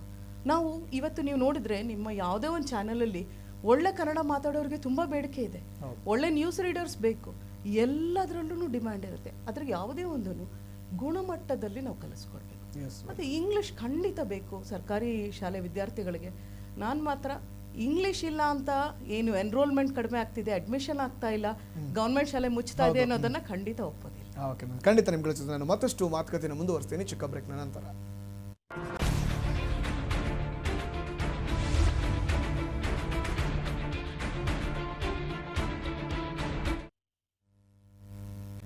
ವಿರಾಮದ ನಂತರ ವಿಶೇಷ ಕಾರ್ಯಕ್ರಮಕ್ಕೆ ಮತ್ತೆ ಸ್ವಾಗತ. ನಮ್ಮ ಮಾತುಕತೆಯನ್ನು ಮುಂದುವರಿಸೋಣ. ಎಸ್ ಅರವಿಂದ್ ಶರ್ಮಾ ಅವರೇ, ಒಂದೆಡೆ ಈಗಾಗಲೇ ಕೂಡ ಸಾಕಷ್ಟು ಒಂದು ರೀತಿಯಾದಂಥ ಕನ್ನಡ ಶಾಲೆಗಳು ಕೂಡ ನೊಂದಿರುವಂಥದ್ದು. ಈ ಬರೆಗಳ ಮೇಲೆ ಬರೆಗಳನ್ನು ರಾಜ್ಯ ಸರ್ಕಾರ ಹಾಕಲು ಹೊರಟಿದೆ. ಒಂದೆಡೆ ಅದಕ್ಕೆ ಹಿರಿಯ ಸಾಹಿತಿಗಳಾದಂಥ ಎಸ್ ಎಲ್ ಭೈರಪ್ಪನವರು ಕೂಡ ಪ್ರತಿಕ್ರಿಯಿಸ್ತಾರೆ. ಸರ್ಕಾರದ ಸ್ಟುಪಿಡ್ ನಿರ್ಧಾರ ಇದು ಅಂತ ಕೂಡ ತೀಕ್ಷ್ಣವಾಗಿ ಅವರನ್ನು ಖಂಡಿಸ್ತಾರೆ. ಜೊತೆಗೆ ಸ್ಥಳೀಯ ಭಾಷೆಗಳಲ್ಲಿ ಯಾರಿಗೇ ಆದರೂ ಕೂಡ ಮೊದಲ ವಿದ್ಯಾರ್ಥಿಗೆ ವಿದ್ಯಾಭ್ಯಾಸವನ್ನು ಕೊಡಬೇಕನ್ನೋದು ಕೂಡ ನಮ್ಮ ಸಂವಿಧಾನದಲ್ಲಿ ಉಲ್ಲೇಖವಾಗಿದೆ. ಅದರ ಪರಿಜ್ಞಾನ ಅಥವಾ ಆ ಒಂದು ಸಾಮಾನ್ಯ ಜ್ಞಾನ ನಮ್ಮ ಸರ್ಕಾರದ ಏನು ಜನಪ್ರತಿನಿಧಿ ಇಲ್ಲವಾ ಅಂತ ಒಂದು ಪ್ರಶ್ನೆಯನ್ನ ಮಾಡ್ತಾರೆ. ಹಾಗಿದ್ರೆ ಈ ರೀತಿ ನಡೀತಾ ಹೋದಂತ ಸಂದರ್ಭದಲ್ಲಿ ಸ್ಥಳೀಯ ಭಾಷೆಗಳು ಕೂಡ ಅಳಿಸಿ ಹೋಗೋದ್ರಲ್ಲಿ ಯಾವುದೇ ಅನುಮಾನ ಇರೋದಿಲ್ಲ. ನೀವೇನು ಹೇಳ್ತೀರಾ? ಈಗ ನೀವು ಹಿಂದೆ ಒಂದು ಪ್ರಶ್ನೆಯನ್ನು ಹಾಕಿದ್ರಿ, ಸರ್ಕಾರಿ ಶಾಲೆಗಳಿಗೆ ಮಕ್ಕಳುಗಳು ಹೋಗೋದು ಕಮ್ಮಿ ಆಗಿದೆ ಅಂತ. ಅದು ಹಾಜರಾತಿ ಕೊರತೆ ಆಗಿದೆ, ಅದು ಸತ್ಯ ಕೂಡ. ಆದರೆ ಸರ್ಕಾರಿ ಶಾಲೆಗಳಿಗೆ ಹೋಗಬೇಕು ಅಂತಂದ್ರೆ ಅಲ್ಲಿರ್ತಕ್ಕಂಥ ಸಮಸ್ಯೆಗಳು ನೇರವಾಗಿ MLAಗಳು ಮತ್ತು ಅಧಿಕಾರಿಗಳ ಮನೆಗೆ ಹೋಗ್ಬೇಕು. ನೇರವಾಗಿ ಹೋಗ್ಬೇಕು ಅಂದರೆ ಏನು ಮಾಡಬೇಕು? MLAಗಳ ಮಕ್ಕಳುಗಳಿಗೆ ನೇರವಾಗಿ ಸರ್ಕಾರಿ ಶಾಲೆಗಳಿಗೆ ಸೇರಿಸಿದ್ರೆ ಮಾತ್ರ ಅವ್ರಿಗೆ ಶಾಸಕರಲ್ಲಿ ಅವಕಾಶ ಕೊಡ್ತಕ್ಕಂಥ ಕೆಲಸಗಳನ್ನ ಮಾಡಬೇಕು. ಸರ್ಕಾರಿ ಶಾಲೆಗಳಲ್ಲಿ ಪ್ರಾಧ್ಯಾಪಕರಾಗಿ ಆಗಿರೋರೆ ಅವ್ರ ಮಕ್ಕಳನ್ನೇ ಅಲ್ಲಿ ಓದಿಸಿರೋದಿಲ್ಲ. ನಾನು ನೇರವಾಗಿ ಹೇಳ್ತೀನಿ, ಸರ್ಕಾರಿ ಕೆಲಸದಲ್ಲಿದ್ದವ್ರು ಎಲ್ಲರೂ ಕಡ್ಡಾಯವಾಗಿ ಸರ್ಕಾರಿ ಶಾಲೆಗಳಿಗೆ ಸೇರಿಸ್ಬೇಕು ಅಂತ ಕಾನೂನು ತರಬೇಕು. ಶಾಸಕರು ಕೂಡ ಉಸ್ತುವಾರಿ ಸಚಿವರಿಂದ ಹಿಡಿದು ಎಲ್ಲರೂ ಅವ್ರ ಮಕ್ಕಳನ್ನ ಕನ್ನಡ ಶಾಲೆಯಲ್ಲೇ ಸೇರಿಸ್ಬೇಕು, ಸರ್ಕಾರಿ ಶಾಲೆಯಲ್ಲಿ ಸೇರಿಸ್ಬೇಕು ಅಂತ. ಅವಾಗ ನೇರವಾಗಿ ಅವ್ರ ಮನೆಗೆ ಸಮಸ್ಯೆ ಹೋಗುತ್ತೆ, ಅವ್ರ ಮಕ್ಕಳ ಸಮಸ್ಯೆ ಅವ್ರಿಗೆ ಹೋಗುತ್ತೆ. ಆವಾಗ ಅಲ್ಲಿರ್ತಕ್ಕಂಥ ಗುಣಮಟ್ಟದ ಶಿಕ್ಷಣ ಇನ್ನು ಅಭಿವೃದ್ಧಿ ಆಗ್ತಕ್ಕಂಥ ಕೆಲಸಗಳಾಗುತ್ತೆ. ಮೊದಲನೇದು. ಎರಡನೇ ಭಾಗ ಏನು ಅಂತಂದರೆ, ಹಿಂದಿ ನಮ್ಗೆ ಅವಶ್ಯಕತೆ ಇಲ್ಲ. ಹಿಂದಿ ಕಲ್ತ್ಬಿಟ್ಟು ನಾನು ಹಿಂದಿ ಕಲ್ತಿದ್ದೀನಿ, ನಾನು ಪ್ರಥಮ ದ್ವಿತೀಯ ಮಾಡಿದ್ದೀನಿ ಅವತ್ತಿನ ಕಾಲದಲ್ಲಿ. ಹಿಂದಿ ನನಗೆ ಈಗೇನು ಅವಶ್ಯಕತೆ ಇಲ್ಲ. ಇಂಗ್ಲೀಷ್ ಅವಶ್ಯಕತೆ ಇದೆ, ಸತ್ಯ ಒಪ್ಕೊಳ್ಳೋಣ. ಸತ್ಯವಾಗಿರ್ತಕ್ಕಂಥ ವಿಚಾರನ ಒಪ್ಕೊಳ್ಳೋಣ. ರಾಷ್ಟ್ರೀಯ ಭಾಷೆಯನ್ನ ಕೂಡ ತೆಗೆಲೋಕಾಗಲ್ಲ. ಅದನ್ನೇ ನಾವು ನಾನು ಮಾತೃಭಾಷೆ ಅನ್ನೋದಕ್ಕೇನೆ ಸ್ವಲ್ಪ ವಿರೋಧ ಇದೆ. ಅದನ್ನ ರಾಜ್ಯ ಭಾಷೆ ಅನ್ನೋದನ್ನ ಮಾಡಿ, ವಿರೋಧ ಅಂತಂದ್ರೆ ಅದನ್ನ ರಾಜ್ಯ ಭಾಷೆ ಮಾಡಿ. ನಮ್ಮ ರಾಜ್ಯದಲ್ಲಿ ಬಂದಿರೋರೆಲ್ಲರಿಗೂ ಅದು ರಾಜ್ಯ ಭಾಷೆ ಆಗುತ್ತೆ. ಮಾತೃಭಾಷೆ ಅಂದ್ರೆ ಇಲ್ಲಿ ಹುಟ್ಟಿದ್ದೀನಿ ನಾನು, ನನಗೆ ಮಾತ್ರ ಮಾತೃಭಾಷೆ. ಬೇರೆ ರಾಜ್ಯ ಬಂದಿರೋನಿಗೆ ಅವ್ನು ಮಾತೃಭಾಷೆ ಆಗೋದಿಲ್ಲ. ರಾಜ್ಯ ಭಾಷೆ ಅಂತ ಮಾಡ್ಬಿಡಿ. ನೀವು ಮಾತೃಭಾಷೆ ಅಂತ ಏನು ಕೇಳ್ತೀರಾ? ನೀವು ರಾಜ್ಯ ಭಾಷೆ ಅಂತ ಮಾಡಿ. ಹಿಂದಿಯನ್ನ ತೆಗೆದಾಕ್ಬಿಡಿ. ಹಿಂದಿಯನ್ನು ಅವಶ್ಯಕತೆ ಏನಿಲ್ಲ ನಮಗೆ. ಇಂಗ್ಲೀಷು ಮತ್ತು ಕನ್ನಡ ಅವಶ್ಯಕತೆ ಇದೆ. ಹಿಂದಿ ಬದಲಾಗಿ ಒಂದು ಪೀರಿಯಡ್ ನಿಲ್ಲುತ್ತಲ್ಲ, ಆ ಒಂದು ಇದರಲ್ಲಿ ನೀವು ಇಂಗ್ಲೀಷ್ ಹೆಂಗೆ ಕಲಿಬೇಕು ಅಂತ ಅಂದ್ಬಿಟ್ಟು ಇದನ್ನ ಮಕ್ಕಳುಗಳಿಗೆ ಹೇಳ್ಕೊಡಿ. ಅದೇನು ತೊಂದರೆ ಏನಾಗೋದಿಲ್ಲ. ಇಂಗ್ಲೀಷ್ ಕಲಿಕೆಯನ್ನು ಹೇಳ್ಕೊಡಿ. ನೀವು ಪೂರ್ಣವಾಗಿ ನೀವು ಕನ್ನಡನ ತೆಗೆದಾಕ್ಬಿಟ್ಟು ಇಂಗ್ಲೀಷ್ ಮಾಡೋದಕ್ಕಿಂತ ಒಂದು ಪೀರಿಯಡನ್ನ ನೀವು ಇಂಗ್ಲೀಷ್ ಕಲಿಯೋದಕ್ಕೆ ಮೀಸಲಾಗಿಡಿ. ಟೆಕ್ನಿಕಲ್ ವರ್ಡ್ಸ್ಗಳಿರ್ಬೋದು, ಅದೆಲ್ಲದನ್ನು ಕಲಿಯೋದಕ್ಕೆ ಮೀಸಲಾಗಿಡಿ. ಮಕ್ಕಳುಗಳಿಗೂ ಆತ್ಮಸ್ಥೈರ್ಯ ಬರ್ತದೆ. ನೀವು ಪೂರ್ತಿ ಕನ್ನಡವನ್ನೇ ತೆಗೆದಾಕ್ತೀನಿ ಅಂತಂದರೆ ಯಾವ ಮಟ್ಟಕ್ಕೆ ಸರಿ ಅಂತ ನನ್ನ ಅಭಿಪ್ರಾಯ. ಮುಂದಿನ ದಿನಗಳಲ್ಲಿ ಸರ್ಕಾರ ಇಂಥ ಕೆಟ್ಟ ನಿರ್ಧಾರವನ್ನು ತೆಗೆದುಕೊಳ್ಕೋಬಾರ್ದು. ಯಾಕಂತಂದರೆ ನಮ್ಮ ಭಾಷೆ, ನಮ್ಮ ಉಳಿವಿಗೆ ನಾವು ಹೋರಾಟವನ್ನು ಮಾಡ್ತಾ ಇದ್ದೀವಿ. ನಾವು ಇವತ್ತು ಕೂಡ ಕನ್ನಡಕ್ಕೋಸ್ಕರ ಎಷ್ಟು ಹೋರಾಟವನ್ನು ಮಾಡ್ತಾ ಇದ್ದೀವಿ. ನಮ್ಗಿಂತ ಹಿಂದ್ಗಡೆ ಇದ್ದವರು ಎಷ್ಟು ಹೋರಾಟಗಳನ್ನು ಮಾಡ್ತಾ ಇದ್ದಾರೆ. ಯಾವುದೋ ಒಂದು ದೈತ್ಯ ಶಕ್ತಿಗಳಿಗೆ ಇವ್ರು ಮಣೆ ಆಗ್ತಕ್ಕಂಥ ಕೆಲಸಗಳನ್ನ ಮಾಡಬಾರ್ದು. ಈ ಒಂದು ನಿಟ್ಟಿನಲ್ಲಿ ಸರ್ಕಾರ ಕೆಲಸವನ್ನು ಮಾಡಬೇಕು. ಆ ಕನ್ನಡ ಅಂಕಿಅಂಶನ ಅವತ್ತಿಂದನೂ ಅದನ್ನು ಹೇಳ್ತೇನೆ, ಕನ್ನಡ ಅಂಕಿಯನ್ನು ಉಳಿಸುವಂಥ ಕೆಲಸಗಳನ್ನ ಮಾಡಬೇಕು. ಕನ್ನಡ ಅನುಷ್ಠಾನ ಸಮಿತಿ ಇರ್ತಕ್ಕಂಥ ಕನ್ನಡಾಭಿವೃದ್ಧಿ ಪ್ರಾಧಿಕಾರ ಇರ್ತಕ್ಕಂಥದ್ದು. ಕನ್ನಡಾಭಿವೃದ್ಧಿ ಪ್ರಾಧಿಕಾರದ ಅಧ್ಯಕ್ಷರು ಒಂದು ಸ್ಟೇಟ್ಮೆಂಟನ್ನು ಕೊಟ್ಟಿಲ್ಲ ಈ ವಿಚಾರವಾಗಿ. ಇದು ನಮಗೆ ಒಂಥರ ನಾಚಿಕೆ ಆಗುತ್ತೆ. ಇವತ್ತಿನ ದಿನದಲ್ಲಿ ಕನ್ನಡವನ್ನ ಈ ಮಟ್ಟಕ್ಕೆ ತುಳಿತಕ್ಕಂಥ ನಮ್ಮ ಭಾಷೆ, ನಾವಿರುವಂತ ಜಾಗದ ಭಾಷೆನ ಉಳಿಸ್ಕೊಳ್ಳೋಕೆ ಒಂದು ಪ್ರಾಧಿಕಾರ, ಅದಕ್ಕೊಬ್ರು ಅಧ್ಯಕ್ಷರು, ಅದಕ್ಕೊಂದಿಷ್ಟು ಸಮಿತಿಯ ಸದಸ್ಯರು ಇದ್ರಲ್ಲ, ಅವಶ್ಯಕತೆ ಬೇಕಾ ಸರ್? ಇದೆಲ್ಲ ಅವಶ್ಯಕತೆ ಇಲ್ಲ. ಆದ್ರೆ ಈ ಅವಶ್ಯಕತೆಯನ್ನ ಬರ್ಕೊಳ್ಳೋದಕ್ಕೆ ಕಾರಣ ಆಗಿರೋದೇ ನಾವು. ಅದು ಬಿಟ್ಬಿಟ್ಟು ತಮಿಳ್ನಾಡಲ್ಲಿ ಭಾಷೆ ವಿಚಾರವಾಗಿ ಎಷ್ಟು ಅಭಿಮಾನ ಇದೆ ಅವ್ರಿಗೆ. ಭಾಷೆ ವಿಚಾರವಾಗಿ ಅವರು ತಮಿಳ್ನಾಡಲ್ಲಿ ಮೆಡಿಕಲ್ಲು ಮತ್ತು ಇಂಜಿನಿಯರಿಂಗ್ ಮಾತೃಭಾಷೆ. ಈಗೊಂದು ಅಂಬಿಕಾ IPS ಅಂದ್ಬಿಟ್ಟು ಅಂತ ನಿನ್ನೆ ರವಿಚಂದ್ರನ್ ಅವರು ಒಂದು ಇದರಲ್ಲಿ ಹೇಳೋದು, ಅದು ವಿಡಿಯೋ ಸಾಕಷ್ಟು ವೈರಲ್ ಆಯಿತು. ಮಂಡ್ಯದಲ್ಲಿ, ಬಾಂಬೆನಲ್ಲಿ ಅವರು IPS ಆಗಿದ್ದಾರೆ. 14ನೇ ವಯಸ್ಸಿನಲ್ಲಿ ಆಕೆಗೆ ಮದುವೆ ಆಗುತ್ತೆ. 18ನೇ ವಯಸ್ಸಿನಲ್ಲಿ ಅವ್ರ ಗಂಡ ಸಿಂಗಲ್ ಸ್ಟಾರ್ PC ಆಗಿರ್ತಾರೆ. ಹೋದಾಗ IPS ಅವ್ರಿಗೆಲ್ಲ ಸೆಲ್ಯೂಟ್ ಮಾಡ್ತಾ ಇರ್ತಾರೆ. ಈಕೆಗೂ ನಾನು IPS ಆಗಬೇಕು ಅಂತ ಮನಸ್ಸು ಬರುತ್ತೆ. ಗಂಡ ಓದಿಸ್ತಾನೆ. ಮಾತೃಭಾಷೆ ತಮಿಳಲ್ಲಿ ಓದ್ಕೊಂಡು IPS ಆಗಿರೋದು. ಇನ್ಯಾವ ಭಾಷೆನಲ್ಲ, ಮಾತೃಭಾಷೆಯಲ್ಲಿ ಓದ್ಕೊಂಡು IPS ಆಗಿರೋದು. ಮಾತೃಭಾಷೆನಲ್ಲಿ, ರಾಜ್ಯ ಭಾಷೆನಲ್ಲಿ ಓದ್ಕೋತು ಅಂತಂದರೆ ಎಲ್ಲ ಭಾಷೆಗಳು ಸುಲಲಿತವಾಗಿ ಬರ್ತದೆ. ಅದರಲ್ಲಿ ಎರಡು ಮಾತಿಲ್ಲ. ಅದರಲ್ಲಿ ಸರ್ಕಾರ ಇಂಥ ಇಬ್ಬಂದಿ ನೀತಿಯನ್ನು ಜನಗಳಿಗೆ ಗೊಂದಲ ಮಾಡ್ತಕ್ಕಂಥ ಕೆಲಸಗಳನ್ನ ಮಾಡಬಾರ್ದು. ನಿಮ್ಮ ಮಕ್ಕಳನ್ನ ಸರ್ಕಾರಿ ಶಾಲೆಗೆ ಸೇರಿಸಿ. ನಿಮ್ಮ ಮಕ್ಕಳು ಸರ್ಕಾರಿ ಶಾಲೆಗೆ ಸೇರಿಸಿದಾಗ ಅಲ್ಲಿರ್ತಕ್ಕಂಥ ಸಮಸ್ಯೆಗಳು ಗೊತ್ತಾಗ್ತದೆ. ಟೀಚರ್ಸ್ಗಳು ಬರ್ತಾ ಇದ್ದಾರೋ ಇಲ್ವೋ, ಉನ್ನತವಾದಂಥ ಶಿಕ್ಷಣ ಇದೆಯೋ ಇಲ್ವೋ, ಎಲ್ಲವುದು ನೇರವಾಗಿ ನಿಮ್ಮನೆ ಬಾಗಿಲು ನಿಮ್ಮ ಮಗು ಬಂದ್ಬಿಟ್ಟು ಹೇಳಿದಾಗ ಅವಾಗ ಗೊತ್ತಾಗುತ್ತೆ ನನ್ನ ಮಗುಗೆ ಸಮಸ್ಯೆ ಆಗ್ತಿದೆ. ಅದೊಂದು ನಿಟ್ಟಿನಲ್ಲಾದ್ರೂ ನೀವು ಕನ್ನಡ ಶಾಲೆಯನ್ನು ಉಳಿಸ್ತೀರಾ ಅಂತ ಅಂದ್ಬಿಟ್ಟು ನನ್ನ ಅಭಿಪ್ರಾಯ. ವಿಚಾರವನ್ನು ಹೇಳ್ತೀನಿ. ಎಸ್ ಶ್ಯಾಮ್ ಅವರೇ, ನಿಮ್ಗೆ ಏನಿಸುತ್ತೆ, ಒಂದೆಡೆ ಯಾವುದೇ ಒಂದು ಯೋಜನೆ ಅಥವಾ ಯಾವುದೇ ಒಂದು ಆದೇಶವನ್ನು ಹೊರಡಿಸೋದಕ್ಕೂ ಮುನ್ನ ಅದರಿಂದ ಬರುವಂತಹ ಒಂದು ಲಾಭಗಳೇನು, ನಷ್ಟಗಳೇನು, ಅದರಿಂದ ಯಾವ ರೀತಿಯಾದಂಥ ಒಂದು ಪ್ರತಿಕ್ರಿಯೆಗಳು ವ್ಯಕ್ತವಾಗುತ್ತೆ ಜನರಿಂದ, ಎರಡನ್ನ ಕೂಡ ಅವಲೋಕಿಸಿ ಅದಾದ ಬಳಿಕ ಕೂಡ ಅದನ್ನ ಅನುಷ್ಠಾನಕ್ಕೆ ತರಬೇಕು, ಘೋಷಣೆ ಮಾಡಬೇಕು ಅನ್ನೋದು ಕೂಡ ಇರುವಂತಹ ಪದ್ಧತಿ. ಆದರೆ ಏಕಾಏಕಿ ಈ ರೀತಿ ಯಾವುದೇ ರೀತಿಯಾದಂಥ ಒಂದು ಯಾರಿಂದನೂ ಕೂಡ ನಾವು ಒಪಿನಿಯನ್ ತಗೊಳ್ಳಿಲ್ಲ, ಏನೂ ಮಾಡಿಲ್ಲ, ಏಕಾಏಕಿ ತಗೊಳ್ಳಿ ಗೊತ್ತಿಲ್ಲದಿರಂಥ ಸಂದರ್ಭದಲ್ಲೇ ಕೇವಲ ಒಂದು ರಾಜ್ಯದ ಒಂದು ಪ್ರದೇಶಕ್ಕೆ ಮೀಸಲಾದಂತೆ ಅದನ್ನ ಸ್ವತಃ ಸರ್ಕಾರವೇ ಒಂದು ರೀತಿಯಾಗಿ ಟ್ರಯಲ್ ಅನ್ನ ನೋಡ್ಬಿಟ್ಟಿದೆ ನಿನ್ನೆ ಆಲ್ರೆಡಿ. ಇದಕ್ಕೆ ಏನು ಹೇಳ್ತೀರಾ? ಹಾಗಿದ್ರೆ ಏನು ಅದಕ್ಕೆ ಅಡ್ವಾಂಟೇಜ್ ಏನು, ಡಿಸ್ಅಡ್ವಾಂಟೇಜ್, ಯಾವ ರೀತಿಯಾಗಿ ಅದನ್ನು ಸ್ವೀಕಾರ ಮಾಡ್ತಾರೋ ಮಕ್ಕಳು ಇಲ್ವೋ, ಇದನ್ನ ಯಾವುದನ್ನು ಯೋಚನೆ ಮಾಡದೆ ಒಂದು ಯೋಜನೆಯನ್ನು ಘೋಷಣೆ ಮಾಡಿಬಿಟ್ರೆ ಆ ಮಕ್ಕಳ ಪರಿಸ್ಥಿತಿ ಏನಾಗ್ಬೇಡ ಇದಕ್ಕಿದ್ದಂತೆ. ಯಾವಾಗಲೂ ಸರ್ಕಾರ ಎಡಬೋದು ಇದ್ರಲ್ಲೇ, ಯಾರನ್ನೂ ಹೇಳಲ್ಲ ಕೇಳಲ್ಲ. ಒಂದು ಸಮಿತಿ ತಗೋತಾರೆ, ಅವ್ರಿಗೆ ಏನು ತಲೆಗೆ ಬರುತ್ತೆ ಅದು ಮಾಡ್ಬಿಡ್ತಾರೆ. ಆಮೇಲೆ ಜನ ರೋಚಿಗೆ ಹೇಳ್ತಾರೆ, ಸರ್ಕಾರ ಎಡು ಬೀಳುತ್ತೆ. ಫಸ್ಟು ಪ್ರಜೆಗಳು ಪ್ರಭುಗಳು. ಫಸ್ಟ್ ಪ್ರಜೆಗಳಿಗೆ ಏನು ಬೇಕು ಅದನ್ನು ಮಾಡಿಕೊಡಿ ನೀವು. ಪ್ರಜೆಗಳ ತಲೆಯಲ್ಲಿ ಏನಿದೆ ಅದಲ್ಲ, ಪ್ರಜೆಗಳು ಪ್ರಭುಗಳು. ಅವರು ಪ್ರಜೆಗಳಿಗೆ ಏನು ಬೇಕಪ್ಪ ನಿಮಗೆ? ಬೇಕಾಗಿರೋದು 3: ಒಂದು ಫುಡ್ಡು, ಒಂದು ಹೆಲ್ತು, ಒಂದು ಎಜುಕೇಷನ್. ಇದು 3 ಕರೆಕ್ಟಾಗಿ ಕೊಡಿ, ಇನ್ನೇನು ಬೇಡ, ನಿಮ್ಗೇನು ಕೇಳಲ್ಲ ನಾವು. ನಮ್ಮ ಜನಕ್ಕೆ ಹೇಗೆ ಅಂದರೆ ಎಲ್ಲ ಮಕ್ಕಳು ಪ್ರೈವೇಟ್ ಸ್ಕೂಲಲ್ಲೇ ಓದಬೇಕು, ಪಬ್ಲಿಕ್ ಸ್ಕೂಲಲ್ಲೇ ಓದಬೇಕು, ಆದರೆ ಸರ್ಕಾರಿ ಕೆಲಸ ಬೇಕು. ನಾವು ಕನ್ನಡ ಮೀಡಿಯಮಲ್ಲಿ ಓದೋದು ಬೇಡ, ನಮ್ಗೆ ಸರ್ಕಾರಿ ಕೆಲಸ ಬೇಕು. ನಾವು ಕನ್ನಡ ಮೀಡಿಯಮಲ್ಲಿ ಓದಲ್ಲ, ಅದು ಸರ್ಕಾರಿ ಆಸ್ಪತ್ರೆ ಬೇಕು. ಎಲ್ಲ ಈ ಥರ ಆದರೆ ಯಾವ ಥರ? ಇವತ್ತು ನೋಡಿ, ನಮ್ಮ ಮೈಸೂರಲ್ಲಿ ಅರಿವು ಅಂತ ಒಂದು ಶಾಲೆ ಇದೆ, ಕನ್ನಡ ಮಾಧ್ಯಮ. ಎಲ್ಲ ಮಕ್ಕಳು ಅಲ್ಲೋಗಿ ಸೇರ್ತಾ ಇದ್ದಾರೆ, ಆಯಿತಾ? ಅರಿವು. ನಾನು ಓದಿದ್ದು ಮಹಾಜನಸ್ಸು. ಇವತ್ತು ನಾನು ನಮ್ಮ BT ಮುತ್ತಮ್ಮ ಅಂತ ಮೇಡಮ್ ಅವ್ರ ಮನೆಗೆ ಹೋಗಿದ್ದೆ. ನಾನು ಅಲ್ಲೇ ಒಂದು ಹಾವು ಸಂರಕ್ಷಣೆಗೆ ಹೋದಾಗ ಆ ಕಡೆ ಹೋಗಿ ಅವ್ರ ಕಾಲಿಗೆ ನಮಸ್ಕಾರ ಮಾಡ್ಬಿಡ್ತೀನಿ. ಇಂಗ್ಲೀಷ್ ಹೇಳ್ಕೊಟ್ರು ಮಹಾದೇವಿಯವರು. ಅವ್ರ ಮನೆಗೆ ಹೋದಾಗ ಮಹಾಜನಸಲ್ಲಿ 2,500 ಸ್ಟೂಡೆಂಟ್ಸ್ ಇದ್ದಿದ್ದು ಸ್ಟ್ರೆಂತು ಸ್ಟೇಟ್ ಸಿಲೆಬಸ್ಸಲ್ಲೇ. ಇವತ್ತು 100ರಿಂದ 120 ಮಕ್ಕಳಿದ್ದಾರೆ. ಪಾಠ ಮಾಡೋಕ್ಕೆ ಮಕ್ಕಳಿಗೆ ಸಿಗ್ತಿಲ್ಲ. ಯಾಕೆ? ಎಲ್ಲ ಏನು ಮಾಡಿದ್ರು, ಪಬ್ಲಿಕ್ ಶಾಲೆ ಓಪನ್ ಮಾಡಿ ಎಲ್ಲ ಅಲ್ಲಿಗೆ ಆಡ್ಬಿಟ್ರು. ಇಲ್ಲಿಗೆ ಯಾವ ಮಕ್ಕಳು ಹೋಗ್ತಿದ್ದಾರೆ? ಮನೆ ಕೆಲಸ ಮಾಡ್ತಕ್ಕಂಥವ್ರು, ಕೂಲಿ ಮಾಡ್ತಕ್ಕಂಥವ್ರು, ತರಕಾರಿ ಮಾಡ್ತಕ್ಕಂಥವ್ರು, ಅಂಥ ಮಕ್ಕಳು ಅಲ್ಲಿಗೆ ಹೋಗ್ತೇನೆ. ಆ ತರಕಾರಿ ಮಾಡೋರು, ಕೂಲಿ ಮಾಡೋರು, ಆ ಮಕ್ಕಳಿಗೆ ಈ ಮಕ್ಕಳನ್ನ ನೋಡಿದಾಗ ಯೋಚನೆ ಮಾಡ್ತೇವೆ, ನಾನು ಇಂಗ್ಲೀಷ್ ಮೀಡಿಯಂ ಶಾಲೆಯಲ್ಲಿ ಓದಿದ್ದು ಎಷ್ಟು ಚೆನ್ನಾಗಿರ್ತಿತ್ತು, ನಾನು ಈ ಥರ ಯೂನಿಫಾರ್ಮ್ ಹಾಕೋಬೋದಿತ್ತು, ನಾನು ಇಂಗ್ಲೀಷಲ್ಲಿ ಬರುತ್ತಾ ಬರಲು. ಖಂಡಿತ ಈ ಮಕ್ಕಳು ಖಿನ್ನತೆಗೆ ಹೋಗ್ತಾರೆ. ಈ ಮಕ್ಕಳು ಜೊತೆನೇ ಸೇರಲ್ಲ. ಈ ಮಕ್ಕಳು ಬಿಟ್ಟರೆ ಇವ್ರ ಪಡಿ ಇವರ ಸ್ಟ್ಯಾಂಡರ್ಡು ಹೈಫೈ. ಈ ಮಕ್ಕಳು ಓದೋದು ಯಾಕಾಗಲ್ಲ? ಇವತ್ತು ಇವ್ರು ಹೇಳಿದ್ರು, ಅಂಬಿಕಾ ಅನ್ನೋ ಹೆಣ್ಮಗಳು ತಮಿಳಲ್ಲೇ ಮಾಡಿದ್ಲು ಅಂತ. ತಮಿಳಲ್ಲಿ ಮಾಡಿದ್ ಯಾಕೆ? ತಮಿಳಲ್ಲಿ ಆರ್ಟ್ಸ್ ಇದೆ, ಅವಕಾಶ ಇದೆ ಅಲ್ಲಿ. ಭಾಷಾ ಕನ್ನಡದಲ್ಲೇ ತಗೊಳ್ಳೋದಾದ್ರೂ ಕೂಡ ರವಿಚಂದ್ರನ್ ಅವರು ಕೂಡ ಕಂಪ್ಲೀಟ್ ಕನ್ನಡದಲ್ಲೇ ಓದಂತವ್ರು. ಅವ್ರು ಇವತ್ತು IPS ಆಗಿದೆ, IAS ಆಗಿದೆ. ಶಿವರಾಮ್ ಕಾರಂತ್ ಅವರು, ನಿಮ್ಗೆ ಎಲ್ಲ ಹೇಳ್ತೀನಿ, ವಿಜ್ಞಾನ ಕನ್ನಡದಲ್ಲಿ ಇಲ್ಲ, ಇದೆಯಾ? ಇಲ್ಲ. ಆರ್ಟ್ಸ್ ಮಾತ್ರ ಇದೆ. ಯಾರು ಬೇಕಾದ್ರೆ IAS IPS ಗ್ರಾಮೀಣ ಮಕ್ಕಳು ಅದನ್ನೇ ತಗೊಳ್ತಾರೆ ಸರ್, ಅದಕ್ಕೋಸ್ಕರ ಅದೊಂದು ಕೊಡ್ತಾರೆ. ಜರ್ನಲಿಸಮ್ ಬರ್ತಾರೆ, ಗ್ರಾಮೀಣ ಮಕ್ಕಳು ಮಾಡ್ತಾರೆ. ನಾನು ಬೇಡ ಅಂತೇಳಿ, ನನ್ನ ಭಾಷೆ ನನಗೆ ಬೇಕು, ಆದ್ರೆ ಜೊತೆಯಲ್ಲಿ ಇದೂ ಬೇಕು. ಇವತ್ತು ಮಕ್ಕಳು ಖಿನ್ನತೆಗೆ ಹೋಗ್ತಾ ಇದ್ದಾರೆ.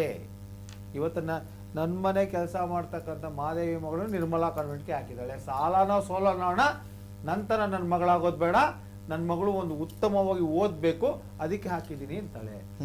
ಆ ಮಗುಗೆ ಈಗ 1 ವಾರ ರಜಾ ಬಂದಿತ್ತು, ಸ್ಕೂಲ್ಗೆ ಹೋಗಿಲ್ವಾ ಅಂತ ಕೇಳಿದಕ್ಕೆ ನಮಗೆ ಕ್ರಿಸ್ಮಸ್ ಹಾಲಿಡೇಸ್ ಅಂದ್ಲು. ಯಾವ ಥರ ಇದೆ ನೋಡಿ. ಈ ಥರ ಒಂದು ವ್ಯವಸ್ಥೆ ಮಾಡ್ತ್ಯಾ? ಇವ್ರು ಹೇಳಿಲ್ವಾ, ಕರ್ನಾಟಕ ರಾಜ್ಯದಲ್ಲೇ ಮಾತ್ರ ಕನ್ನಡಕ್ಕೆ ಎಂಟ್ರ್ ಆಗ್ತಿದ್ಯಾ? ನೀ ಕನ್ನಡ ಫಸ್ಟು ನೀನು ರಾಜ್ಯಕ್ಕೆ ಎಂಟ್ರ್ ಆಗ್ತಿದ್ಯಾ?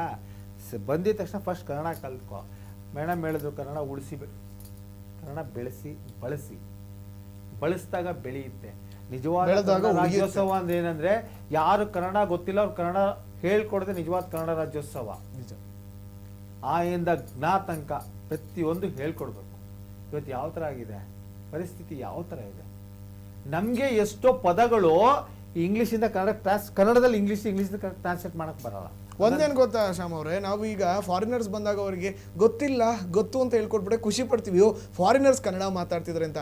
ನಮ್ಮವರು ಮಾಲ್, ಹ್ಯಾಬಿಟೇಟ್ ಮಾಲ್ ಆಗಿರ್ಬೋದು, ಬೇರೆ ರೀತಿಯಾದಂಥ ಒಂದು ಹೈಫೈ ಪ್ಲೇಸ್ಗೆ ಹೋದಾಗ ಕನ್ನಡದಲ್ಲಿ ಮಾತಾಡಿದೆ, is talking in Kannada, you know that ಅಂತ ನಮ್ಮನ್ನ ನಾವು ಈ ರೀತಿ ಡಿಗ್ರೇಡ್ ಮಾಡ್ಕೋತೀವಿ. ತಪ್ಪು ನಮ್ದಲ್ವಾ ಸರ್? ಯಾಕೆ ಸರ್ ತಪ್ಪು? ಹೋಗಿ ಕೇಳಿ ಸರ್ ಕನ್ನಡದಲ್ಲಿ. ಕನ್ನಡ ಗೊತ್ತಿಲ್ಲ ಈಗೇನು, ಈಗ ನೀವು ಹೋಗ್ತೀರಾ ಸರ್, ಹೋದಾಗ ರೈಸ್ ಕೊಡಿ ಅಂತ ಕೇಳ್ತೀರಾ, ಅಕ್ಕಿ ಕೊಡು ಅಂತ ಕೇಳಿ.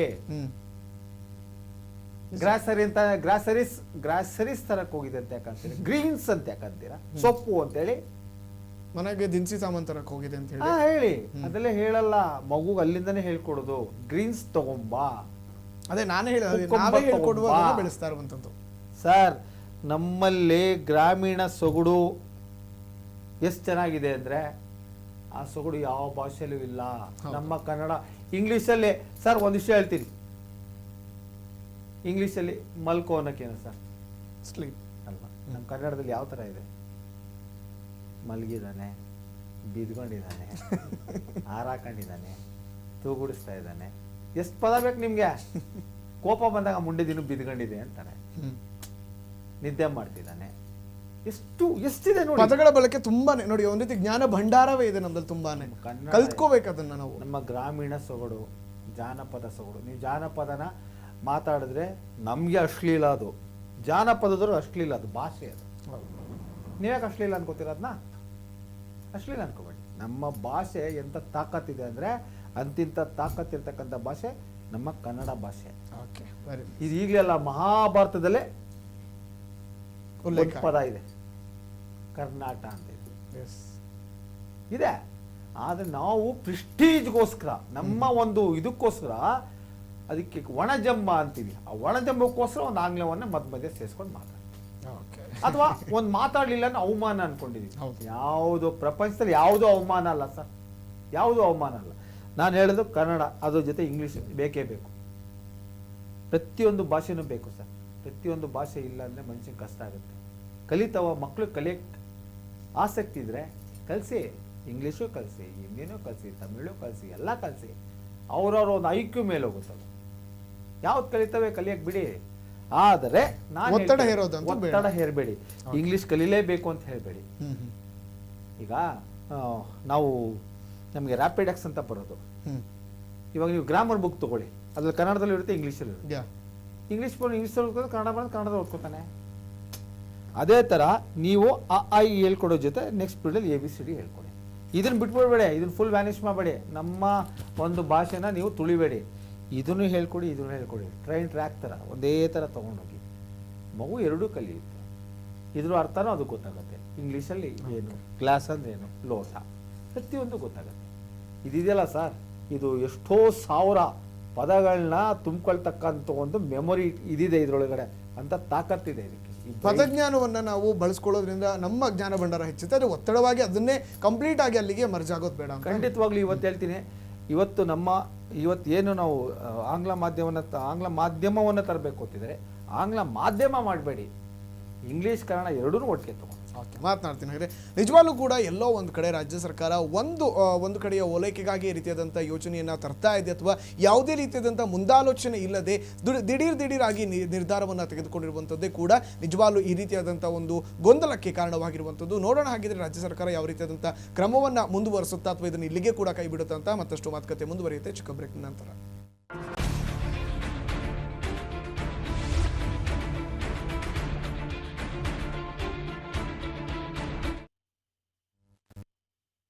ವಿರಾಮದ ನಂತರ ಮತ್ತೆ ಸ್ವಾಗತ. ನಮ್ಮ ಮಾತುಕತೆಯನ್ನು ಮತ್ತಷ್ಟು ಮುಂದುವರಿಸೋಣ. ಎಸ್ ಮೇಡಮ್, ಒಂದೆಡೆ ಹೇಳ್ತಾ ಇದ್ರೆ ನೀವು ಗುಣಮಟ್ಟದ ಕಲಿಕೆ ಇದ್ದಂಥ ಸಂದರ್ಭದಲ್ಲಿ ಈ ರೀತಿಯಾದಂಥ ಒತ್ತಾಯವನ್ನು ತರೋದಾಗಿರ್ಬೋದು, ಒಂದು ರೀತಿ ಸಡನ್ ಹೇರಿಕೆ ತರೋದು ಬೇಡ ಅಂತ. ಹಾಗಿದ್ರೆ ನಿಜವಾಗ್ಲೂ ಕೂಡ ಶಿಕ್ಷಣದ ಗುಣಮಟ್ಟ ಯಾವ ರೀತಿಯಾಗಿರ್ಬೇಕು ಅನ್ನೋದನ್ನು ನಾವಿಲ್ಲಿ ವಿಚಾರ ಮಾಡಲೇಬೇಕಾಗಿರುವಂಥದ್ದು.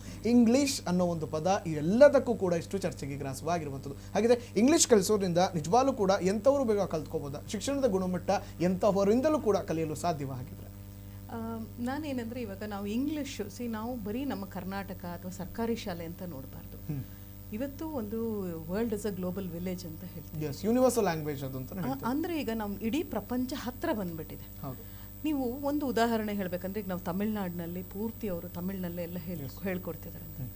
ನೀವು ಕಳೆದ 2 ವರ್ಷದ ನೀಟ್ ರಿಸಲ್ಟ್ಸನ್ನು ತಮಿಳ್ನಾಡನ್ನು ತೆಗೆದು ನೋಡಿದ್ರೆ ಅವರ ಸ್ಟೇಟ್ ಬೋರ್ಡ್ನಲ್ಲಿ ಟಾಪರ್ಸ್ ಆಗಿರುವಂಥವ್ರು ನೀಟ್ನಲ್ಲಿ ಕ್ವಾಲಿಫೈ ಆಗಿಲ್ಲ. ಯಾಕೆ ಅಂದರೆ ನಿಮಗೆ ಕೆಲವು ಟೆಕ್ನಿಕಲ್ ಎಕ್ಸಾಮ್ಸು ಅಥವಾ national level international level exams ಇಂಗ್ಲೀಷ್ನಲ್ಲೇ ಇರೋದು. ನಿಮಗೆ ಟೆಕ್ನಿಕಲ್ ಟರ್ಮ್ಸು ಇಂಗ್ಲೀಷ್ ಈಕ್ವಲೆಂಟ್ಸ್ ಗೊತ್ತಿಲ್ಲ ಅಂದರೆ you don't have advantage over the other students. ಅವ್ರು ಎಷ್ಟೇ ಬುದ್ಧಿವಂತರಾದ್ರೂ ಭಾಷೆ ಅನ್ನುವಂಥ ಒಂದು ಮಾಧ್ಯಮ ಅವ್ರಿಗೆ ಬೇಕೇ ಬೇಕು. It's a vehicle. ನನಗೆ ಆ ಭಾಷೆ ಗೊತ್ತಿಲ್ಲ ಅಂದ ತಕ್ಷಣ ನನಗೆ ಎಲ್ಲ ವಿಷಯ ಗೊತ್ತಿದ್ರೂ ಕೂಡ ಮಂಡಿಸೋದಕ್ಕೆ ನನಗೆ ಶಕ್ತಿ ಇರೋದಿಲ್ಲ.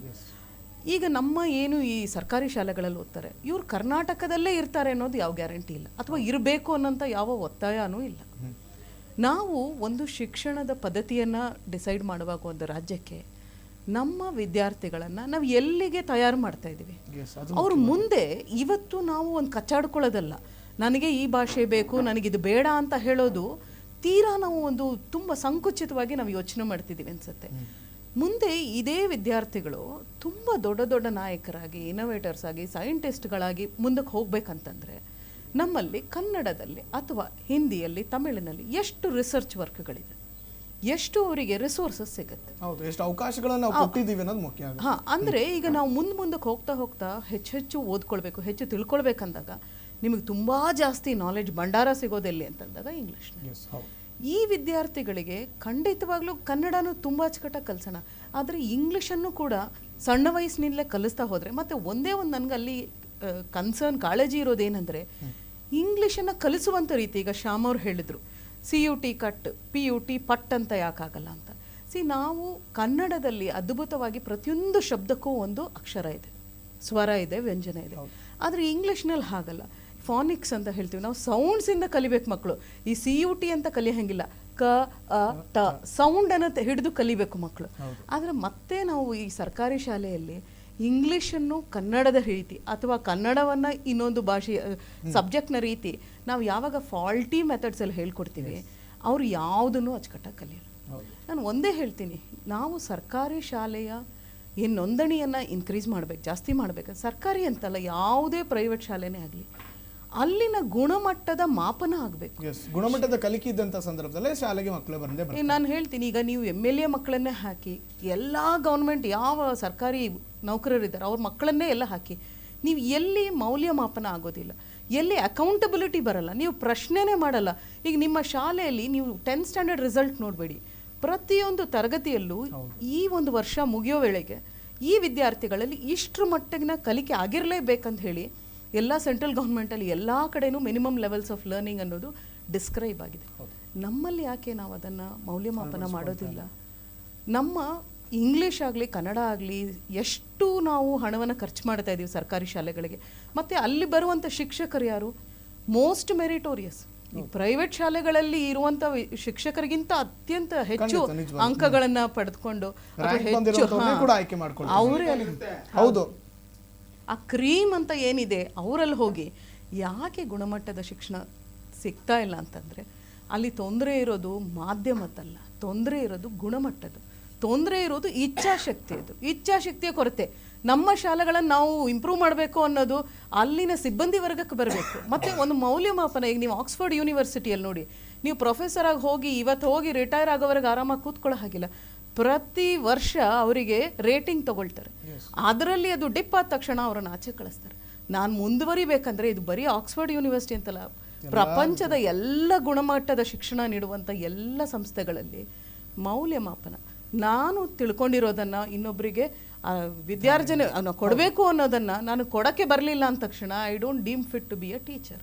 ಹಾಗಾಗಿ ನಮ್ಮ ಸರ್ಕಾರಿ ಶಾಲೆಗಳಲ್ಲಿ ಮಾಧ್ಯಮ ಯಾವುದಿರಬೇಕು, ಯಾವ ಲ್ಯಾಂಗ್ವೇಜನ್ನು ಕಲಿಸ್ಬೇಕು, ಎಷ್ಟರ ಮಟ್ಟಿಗೆ ಕಲಿಸ್ಬೇಕು, ಹೇಗೆ ಕಲಿಸ್ಬೇಕು, ಇದನ್ನು ನಾವು ಒಂದೊಂದು ಸರ್ಕಾರ ತನ್ನಿಚ್ಛೆ ಬಂದಂಗೆ ಆ ಒಂದು ಓಲೈಕೆಗೆ, ಅದು ಯಾವುದೋ ಒಂದು ಗ್ರೂಪ್ ಓಲೈಕೆ ಇರ್ಬೋದು, ಅದನ್ನು ಮಾಡದೆ ಇದನ್ನು ತಜ್ಞರನ್ನು ಸಂಪರ್ಕಿಸಿ ಒಂದು ಕಾರ್ಯಕ್ರಮ ಶುರು ಮಾಡುವಾಗ ಅಟ್ಲೀಸ್ಟ್ 5 ವರ್ಷ 10 ವರ್ಷ ನಾವು ನೋಡಲಿಲ್ಲ ಅಂದರೆ ಈ ಪೈಲಟ್ ಪ್ರಾಜೆಕ್ಟ್ಗಳನ್ನು ಏನು ಶುರು ಮಾಡ್ತೀವಿ ಇದರ ಮೌಲ್ಯಮಾಪನ ಆಗಬೇಕು.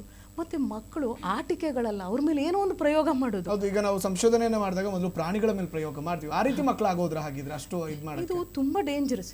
ಇದು ಏನೋ ಒಂದನ್ನು ಫ್ಲೈ ಬೈ ನೈಟ್ ಆಪರೇಷನ್ ಅಂತ ಹೇಳ್ತೀವಿ. Yes.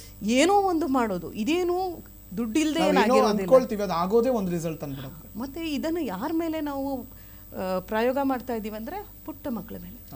ಇದು ಫಾಲ್ಟಿ ಮೆಥಡ್ಸಲ್ಲಿ ನಾವು ಹೇಳಿಕೊಟ್ರೆ ಆ ಇಂಗ್ಲೀಷ್ನ ಏನು ತಳಹದಿ ಇದೆ ಅದು ಕೂಡ ಬಹಳ ಕೆಟ್ಟ ರೀತಿಯಾಗುತ್ತೆ. ಹೌದು, ಆ ಬ್ಯಾಡ್ ರಿಸಲ್ಟ್ಸ್ ಬಂದರೆ ಮಕ್ಕಳನ್ನೇ ಗುರಿ ಮಾಡ್ತಾರೆ. ಮತ್ತೇನಾಗುತ್ತೆ ಅಂದರೆ ಒಂದನ್ನು ನಾವು ಕಲಿಯುವಾಗಲೇ ತಪ್ಪಾಗಿ ಕಲ್ತರೆ ಮತ್ತೆ ಅದನ್ನು ಸರಿಪಡಿಸ್ಕೊಳ್ಳೋದು ಬಹಳ ಕಷ್ಟ. ಖಂಡಿತ. ಈ ಕೆಲವರಲ್ಲಿ ನೋಡ್ತೀವಿ ಎಷ್ಟು ಒಳ್ಳೆ ನಾಲೆಡ್ಜ್ ಇದ್ರೂ ಅವ್ರದ್ದು ಪ್ರೊನೌನ್ಸಿಯೇಷನ್ ತಪ್ಪಿರುತ್ತೆ.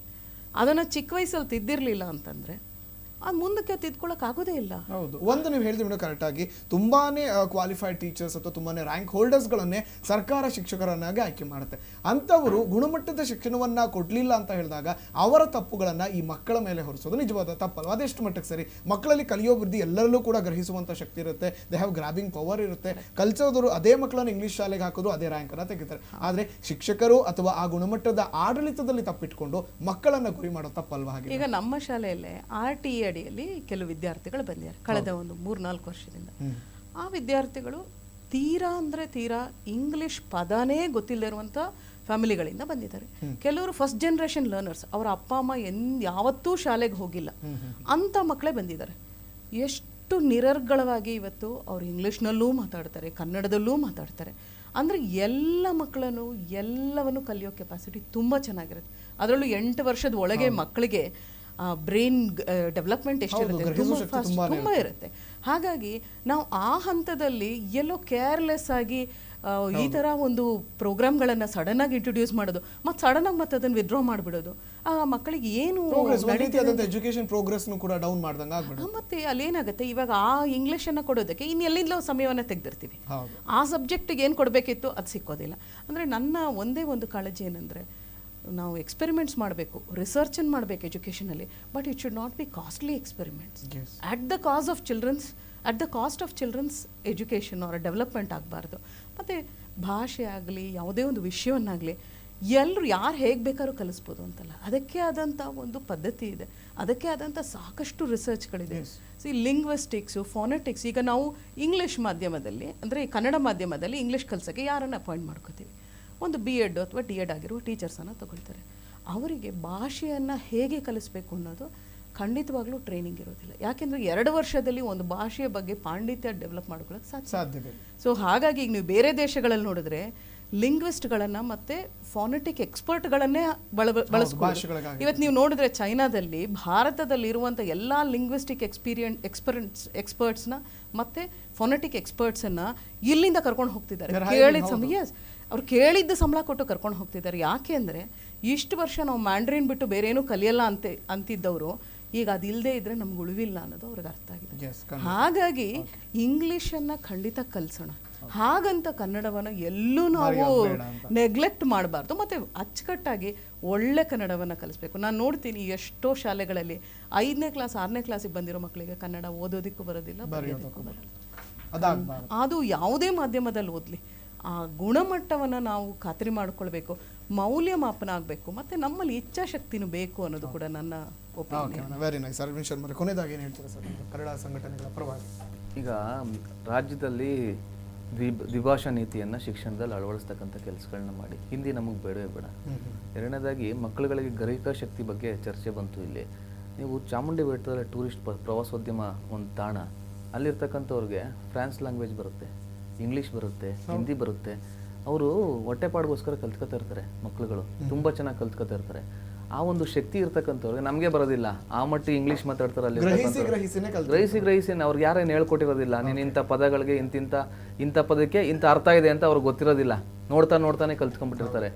ಮಕ್ಕಳುಗಳಿಗೆ ನೀವು ಒಂದು ಭಾಷೆಯನ್ನು ತೆಗೆದಾಕ್ಬಿಡಿ, ಹಿಂದಿ ಭಾಷೆ ಬೇಡವೇ ಬೇಡ, ನಮ್ಗೆ ಅವಶ್ಯಕತೆ ಇಲ್ಲ. ಜೀವನ ಮಾಡೋದಕ್ಕೆ ಇಂಗ್ಲೀಷ್ ಬೇಕು, ಇಡೀ ಪ್ರಪಂಚಾದ್ಯಂತ ಸುತ್ತೋದಕ್ಕೆ ಕನ್ನಡ ಭಾಷೆ ಇಲ್ಲಿರ್ತಕ್ಕಂಥದ್ದಕ್ಕೆ ಬೇಕು, ಕನ್ನಡ ಉಳಿವಿಗಾಗಿ.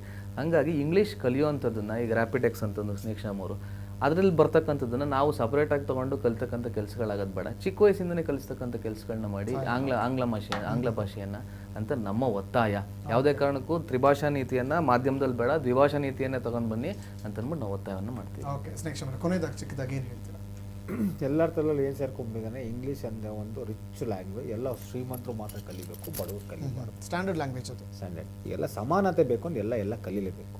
ಇಂಗ್ಲೀಷ್ ಬೇಕು, ಸಮಾನತೆ. ಹೌದು. ಯೂನಿಫಾರ್ಮ್, ಒಂದು ಸ್ಕೂಲಲ್ಲಿ ಯೂನಿಫಾರ್ಮ್ ಹಾಕ್ತಾರೆ ಏನಕ್ಕೆ ಅಂದರೆ ನಾನು ಮೇಲೂ ನನ್ನ ಶ್ರೀಮಂತರು ಮಕ್ಕಳು ಬಡವರು ಎಲ್ಲ ಈಕ್ವಲ್. ಸೊ ನಾನು ಕೇಳೋದು ಯೂನಿಫಾರ್ಮ್, ಎಲ್ಲ ಸಮಾನತೆಗೋಸ್ಕರ ಇಂಗ್ಲೀಷ್ ಏನು ಕಲಿಬೇಕು ಅಂತಿದ್ದಾರೆ, ಖಂಡಿತ ಕಲಿಬೇಕು. ಮಕ್ಕಳಿಗೆ ಪಾಠ ಹೇಳ್ಕೊಡೋದೇ ತುಂಬ ಒಂದು ದೊಡ್ಡ ಆರ್ಟ್. ಅದು ಎಲ್ರಿಗೂ ಬರಲ್ಲ. ಎಷ್ಟೋ ಜನ ಓದಿರೋರಿಗೆ ಮಕ್ಕಳಿಗೆ ಹೇಗೆ ಅವ್ರನ್ನ ಹ್ಯಾಂಡಲ್ ಮಾಡಬೇಕು ಅಂತ ಗೊತ್ತಿಲ್ಲ. ನಮಗೆ ಚಿಕ್ಕಂದಲ್ಲಿದೆ ಯಾವ ಥರ ಹೇಳ್ಕೊಡ್ತಿದ್ರು ಪಾಠ, ಮಗ್ಗಿ ಹೇಳ್ರು ಒಂದು ಎಲ್ಲ ರಾಗದಲ್ಲಿ ಹೇಳ್ತಿದ್ವಿ, ನಮಗೆ ಮಗ್ಗಿ ಬರ್ತಿತ್ತು. 30-41 ಅಂತಿದ್ವಿ. ಇವತ್ತು ಮಕ್ಳಿಗೆ ಕೇಳಿ ಕ್ಯಾಲ್ಕುಲೇಟರ್ ತಗೋತಾರೆ, ಹೇಳ್ಕೊಡ್ತಿಲ್ಲ ಅವ್ರಿಗೆ. ಹೌದು, ಎಲ್ಲಾನು ರಾಗದ ಏನು ಹೇಳ್ಕೊಡೋರು, ಆ ಆ ಈ ರಾಗದಲ್ಲಿ ಹೇಳ್ಕೊಡೋರು ಮಕ್ಕಳಿಗೆ ಬರೋದು. ಇವತ್ತು ಇನ್ನೊಂದು ನೋಡಿದೆ, ತಮಿಳ್ನಾಡಲ್ಲಿ ಒಂದು ನೋಡಿದೆ, ಯಾವ್ದೋ ಕನ್ನಡ ಹೇಳ್ಕೊಡ್ತಾಳೆ ಅಮ್ಮ, ಎಷ್ಟು ಚೆನ್ನಾಗಿ ಹೇಳ್ಕೊಡ್ತಾರೆ. ಟೀಚರ್ ಅಂದ್ರೆ ಕೈ ಮುಗಿಬೇಕೆ, ಆ ಒಂದು ಡ್ಯಾನ್ಸು, ಆ ಒಂದು ಡ್ಯಾನ್ಸ್ ಹೇಳ್ಕೊಡ್ತಾರೆ. ಆ ಮಕ್ಕಳು ಹಂಗೆ ಹಾಗೆ ಕಲಿತಾರದು, ಹಾಗೆ ಕಲಿತಾರೆ. ಕಲಿಕೆ ಮಕ್ಕಳಿಗೆ ಯಾವ ಥರ ಹೇಳ್ಕೊಡ್ಬೇಕು, ಈ ಮಗು ಈ ಥರ ಹೇಳ್ಕೊಟ್ರೆ ಕಲಿಯುತ್ತೆ. ಮೇಯ್ನು ಟೀಚರ್ಗೆ ಬೇಕಾಗಿರೋದು ಪೇಷನ್ಸ್, ತಾಳ್ಮೆ. ಆ ತಾಳ್ಮೆಯಿಂದ ಹೇಳ್ಕೊಟ್ರೆ ಆ ಮಗು ಏನು ಬೇಕಾನೆ ಕಲಿಯುತ್ತೆ. ಎಲ್ಲ ಮಕ್ಕಳು ನೋಡಿ, ಒಂದು ಟೀಚರ್ನ ತುಂಬ ಇಷ್ಟಪಡುತ್ತೆ ಅಂದರೆ ಆ ಟೀಚರ್ ಅವ್ರಿಗೆ ಹೊಡೆಯಲ್ಲ ಬಡಿಯಲ್ಲ ಅಂತಲ್ಲ, ಆ ಮಕ್ಕಳು ವೇಗ ಟೀಚರ್ ಹೋಗ್ತಾರೆ. ಮಕ್ಕಳನ್ನ ನಮ್ಮ ವೇಗ ಹೇಳ್ಕೊಡೋದಲ್ಲ, ನಾವು ಅವ್ರ ವೇಗ ಹೋಗಿ ಅವ್ರು ಇದಕ್ಕೆ ಹೋಗಿ ಹೇಳ್ಕೊಡ್ಬೇಕು. ನಾನು ಒಂದಂತೂ ಹೇಳ್ತೀನಿ, ಇವತ್ತು ಇಂಗ್ಲೀಷು ಕನ್ನಡ ನಮ್ಮ ಅಣ್ಣ ಹೇಳ್ದಂಗೆ ರಾಜ್ಯ ಭಾಷೆ, ಅದ್ರ ಜೊತೆ ಇಂಗ್ಲೀಷು ಬೇಕು. ಯಾಕೆಂದರೆ ಎಲ್ಲ ಯಾರೋ ಇದ್ದಕ್ಕಿದ್ದಂಗೆ ಹೊರಗಡೆ ದೇಶಕ್ಕೆ ಹೋಗೋ ಒಂದು ಪ್ರಮೇಯ ಬಂದ್ಬಿಡುತ್ತೆ. ಅವ್ರಿಗೇನು ಗೊತ್ತಿಲ್ಲ, ಕನ್ನಡದಲ್ಲಿ ಹೋಗ್ಬಿಟ್ಟು ಏನು ಮಾಡಿ. ಸೊ ಇದು ಭಾಷೆ ಬೇಕೇ ಬೇಕು. ಹಾಗಂತ ಮಕ್ಕಳಿಗೆ ಹೊರೆ ಮಾಡೋದು ಬೇಡ, ಕನ್ನಡ ಜೊತೆ ಇಂಗ್ಲೀಷ್ ತಗೊಂಡು. Very nice. ಧನ್ಯವಾದ. 3 ಅತಿಥಿಗಳು ಪಾಲ್ಗೊಂಡು ವಿಚಾರದ ಕುರಿತಾಗಿ ತಮ್ಮ ಅಭಿಪ್ರಾಯವನ್ನು ವ್ಯಕ್ತಪಡಿಸಿದೆ. Thank you so much. Yes, ಒಟ್ಟಾರೆಯಾಗಿ ಹೇಳಬೇಕಂದ್ರೆ ನಿಜವಾಗ್ಲೂ ಕೂಡ ರಾಜ್ಯ ಸರ್ಕಾರ ಈ ಒಂದು ರೀತಿಯಾಗಿ ಮುಂದಾಲೋಚನೆಯನ್ನ ಮಾಡುತ್ತೆ. ಕೇವಲ ಒಂದು ಸರ್ಟನ್ ಪೀರಿಯಡ್ಗೋಸ್ಕರ ಈ ಯೋಜನೆಯನ್ನ ತಂದಿದೆ ಅನ್ನೋದೇ ಕೂಡ ಎಲ್ಲರ ಒಂದು ರೀತಿಯಾದಂಥ ಅಭಿಪ್ರಾಯವಾಗಿರುವಂಥದ್ದು. ಆದರೆ ರಾಜ್ಯ ಸರ್ಕಾರ ಕೇವಲ ಇದು ಅಂತಲ್ಲ, ಶಿಕ್ಷಣದಲ್ಲಿ ಯಾವುದೇ ಒಂದು ಯೋಜನೆ ಆಗಿರ್ಬೋದು, ಯಾವುದೇ ಅನುಷ್ಠಾನಕ್ಕೆ ತರೋದಕ್ಕೂ ಮುನ್ನ ಅದರಿಂದ ಆಗುವಂಥ ಅನುಕೂಲಗಳು, ಅನಾನುಕೂಲಗಳು, ಜೊತೆಗೆ ಅದು ಯಾವ ರೀತಿಯಾಗಿ ವಿದ್ಯಾರ್ಥಿಗಳ ಜೀವನದ ಮೇಲೆ ಪರಿಣಾಮ ಬೀರುತ್ತೆ ಅನ್ನೋದನ್ನ ಅರಿತ ನಂತರವಷ್ಟೇ ಈ ರೀತಿಯಾದಂಥ ಪ್ರಯೋಗಕ್ಕೆ ಮುಂದಾಗಬೇಕು. ಏನೇ ಆದರೂ ಕೂಡ ತಜ್ಞರ ವರದಿಯನ್ನ ಪಡೆದ ಬಳಿಕ ರಾಜ್ಯ ಸರ್ಕಾರ ಈ ಕ್ರಮಕ್ಕೆ ಮುಂದಾಗಬೇಕಿತ್ತು ಅನ್ನೋ ಒಂದು ಅಭಿಪ್ರಾಯಗಳೇ ಹೆಚ್ಚು ವ್ಯಕ್ತವಾಗ್ತಾ ಇರುವಂಥದ್ದು. ಆದರೆ ನಿಜವಾಗ್ಲೂ ಕೂಡ ಕನ್ನಡ ನಾಡಲ್ಲಿ ಕನ್ನಡವನ್ನ ಉಳಿಸಿ ಅನ್ನೋದು ಯಾವತ್ತೂ ಕೂಡ ಬರಬಾರದು. ಕನ್ನಡವನ್ನ ಬಳಸಿ, ಕನ್ನಡವನ್ನ ಬಳಸಿದಂಥ ಸಂದರ್ಭದಲ್ಲಿ ತಾನಾಗ್ತಾನೆ ಕನ್ನಡ ಬೆಳೆಯುತ್ತೆ. ಇವೆರಡು ಮಾತ್ರ ನಮ್ಮ ಬಾಯಲ್ಲಿರಬೇಕು. ಕನ್ನಡವನ್ನ ಉಳಿಸೋಕೆ ಅಥವಾ ಒಂದು ನಮ್ಮ ರೀಜನಲ್ ಲ್ಯಾಂಗ್ವೇಜ್ ಅನ್ನ ನಾವೇ ಉಳಿಸಿ ಅನ್ನುವಂಥ ಪ್ರಮೇಯ ಮುಂದೆ ಯಾವತ್ತೂ ಕೂಡ ಬರಬಾರದು. ಕನ್ನಡ ನಿಜವಾಗ್ಲೂ ಕೂಡ ಒಂದು ಭಾಷೆ ಅಲ್ಲ. ಕನ್ನಡ ಆಗಿರ್ಬೋದು, ಇಂಗ್ಲಿಷ್ ಆಗಿರ್ಬೋದು, ಮತ್ತೊಂದು ಭಾಷೆ ಆಗಿರ್ಬೋದು, ಅದು ನಮ್ಮ ಜ್ಞಾನ ಭಂಡಾರವನ್ನು ವೃದ್ಧಿಸುತ್ತೆ. ಅದನ್ನು ಕಲಿಯೋದ್ರಿಂದ ಯಾವುದೇ ತಪ್ಪಿಲ್ಲ. ಆದರೆ ಒತ್ತಾಯಪೂರ್ವಕವಾಗಿ ನಮ್ಮ ಭಾಷೆಯನ್ನ ಸರಿಗಟ್ಟಿ ಅದನ್ನ ಕಲಿಸೋದು ನಿಜವಾಗ್ಲೂ ಕೂಡ ತಪ್ಪಾಗುತ್ತೆ. ನೋಡೋಣ, ರಾಜ್ಯ ಸರ್ಕಾರ ಇದರ ಒಂದು ರೀತಿಯಾದಂಥ ಒಂದು ವಿಮರ್ಶೆ ಅಥವಾ ಪರಾಮರ್ಶೆಯನ್ನು ಮಾಡಿದ ಬಳಿಕ ಇದನ್ನು ಅನುಷ್ಠಾನಕ್ಕೆ ತಂದರೆ ಒಳ್ಳೆಯದು ಅನ್ನೋದು ಕೂಡ ಅಭಿಪ್ರಾಯ ವ್ಯಕ್ತವಾಗಿದೆ. ಇದಾಗಿತ್ತು ಹೊತ್ತಿನ ವಿಶೇಷ. ನೋಡ್ತಾರೆ ಎಸ್ಟೆಲ್ ಟಿವಿ, ಸದಾ ನಿಮ್ಮೊಂದಿಗೆ.